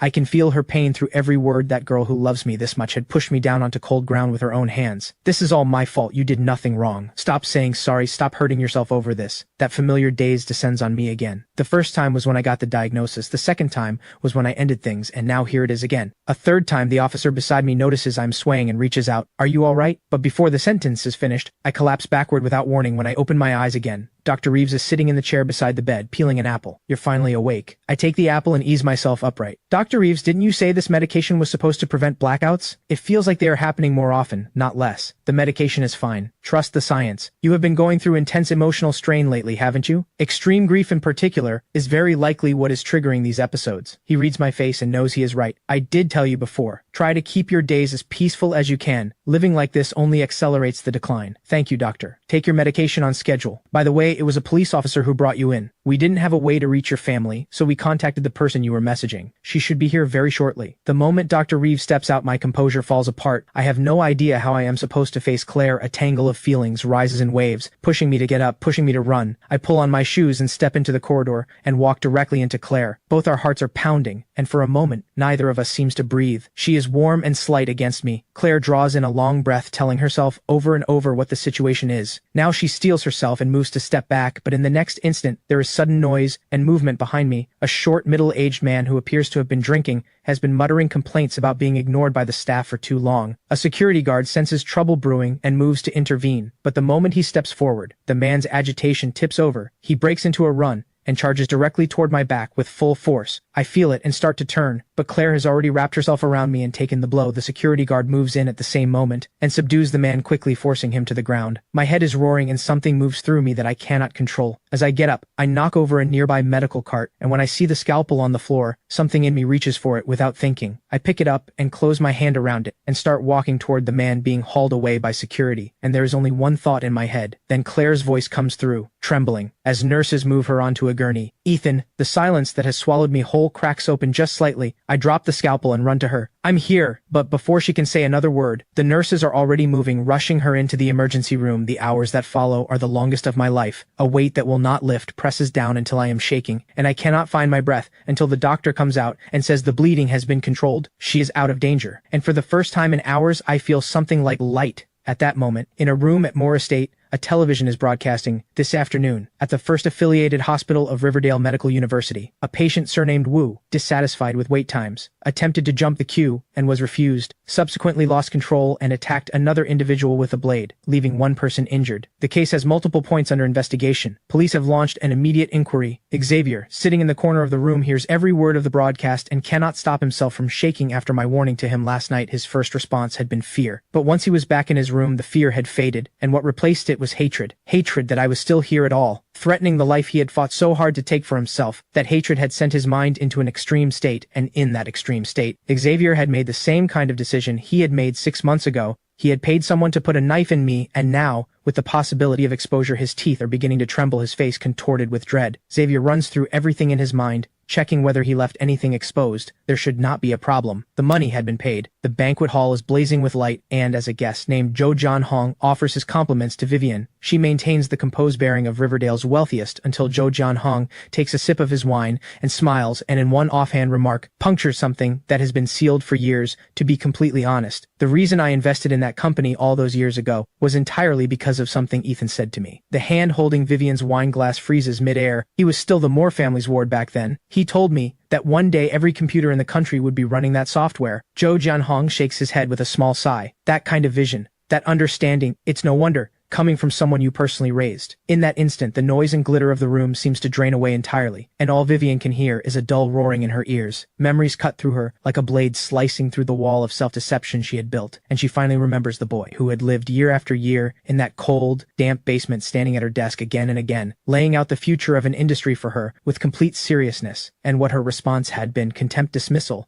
the certainty that an outsider could not possibly understand business, and yet those are the exact ideas she had discarded as worthless that are now holding up the Moore family's faltering commercial empire. "Mr. Zhou," Vivian's voice begins to shake, the composed elegance gone completely. She grabs his sleeve, eyes rimmed red. "Do you know anyone, any medical team that treats late-stage liver cancer?" The room falls into startled murmurs. "Please, help me find a way. I want to save my brother," Vivian pleads, stripped of every layer of pride, a tearing pain gripping her chest. She finally understands what Ethan gave to this family and what she destroyed with her own hands. "Have you lost your mind?" Xavier, standing nearby, can no longer bear the stares from every direction. He kicks over the expensive chair behind him and screams with red-rimmed eyes. "He has already been removed from the family register. A dying nobody with no connection to us, and you want to spend the family's money on him?" Looking at this face, twisted and snarling like a rabid animal, Vivian suddenly does not recognize him at all and feels something close to pity. The rain outside grows heavier. Vivian sinks into her chair, eyes empty, staring at the shattered porcelain on the floor. "Be quiet," she murmurs in a voice full of a despair that has reached her very core. Without him, the Moore name would have been gone long ago. At the other end of the city, Ethan pushes open the worn, paint-chipped security door. The smell of pork ribs drifts from the kitchen. Sunny looks up from her desk, eyes bright, calling out, "You're back! Welcome home!" Ethan smiles and nods, however heavy the storm outside it has nothing to do with him anymore.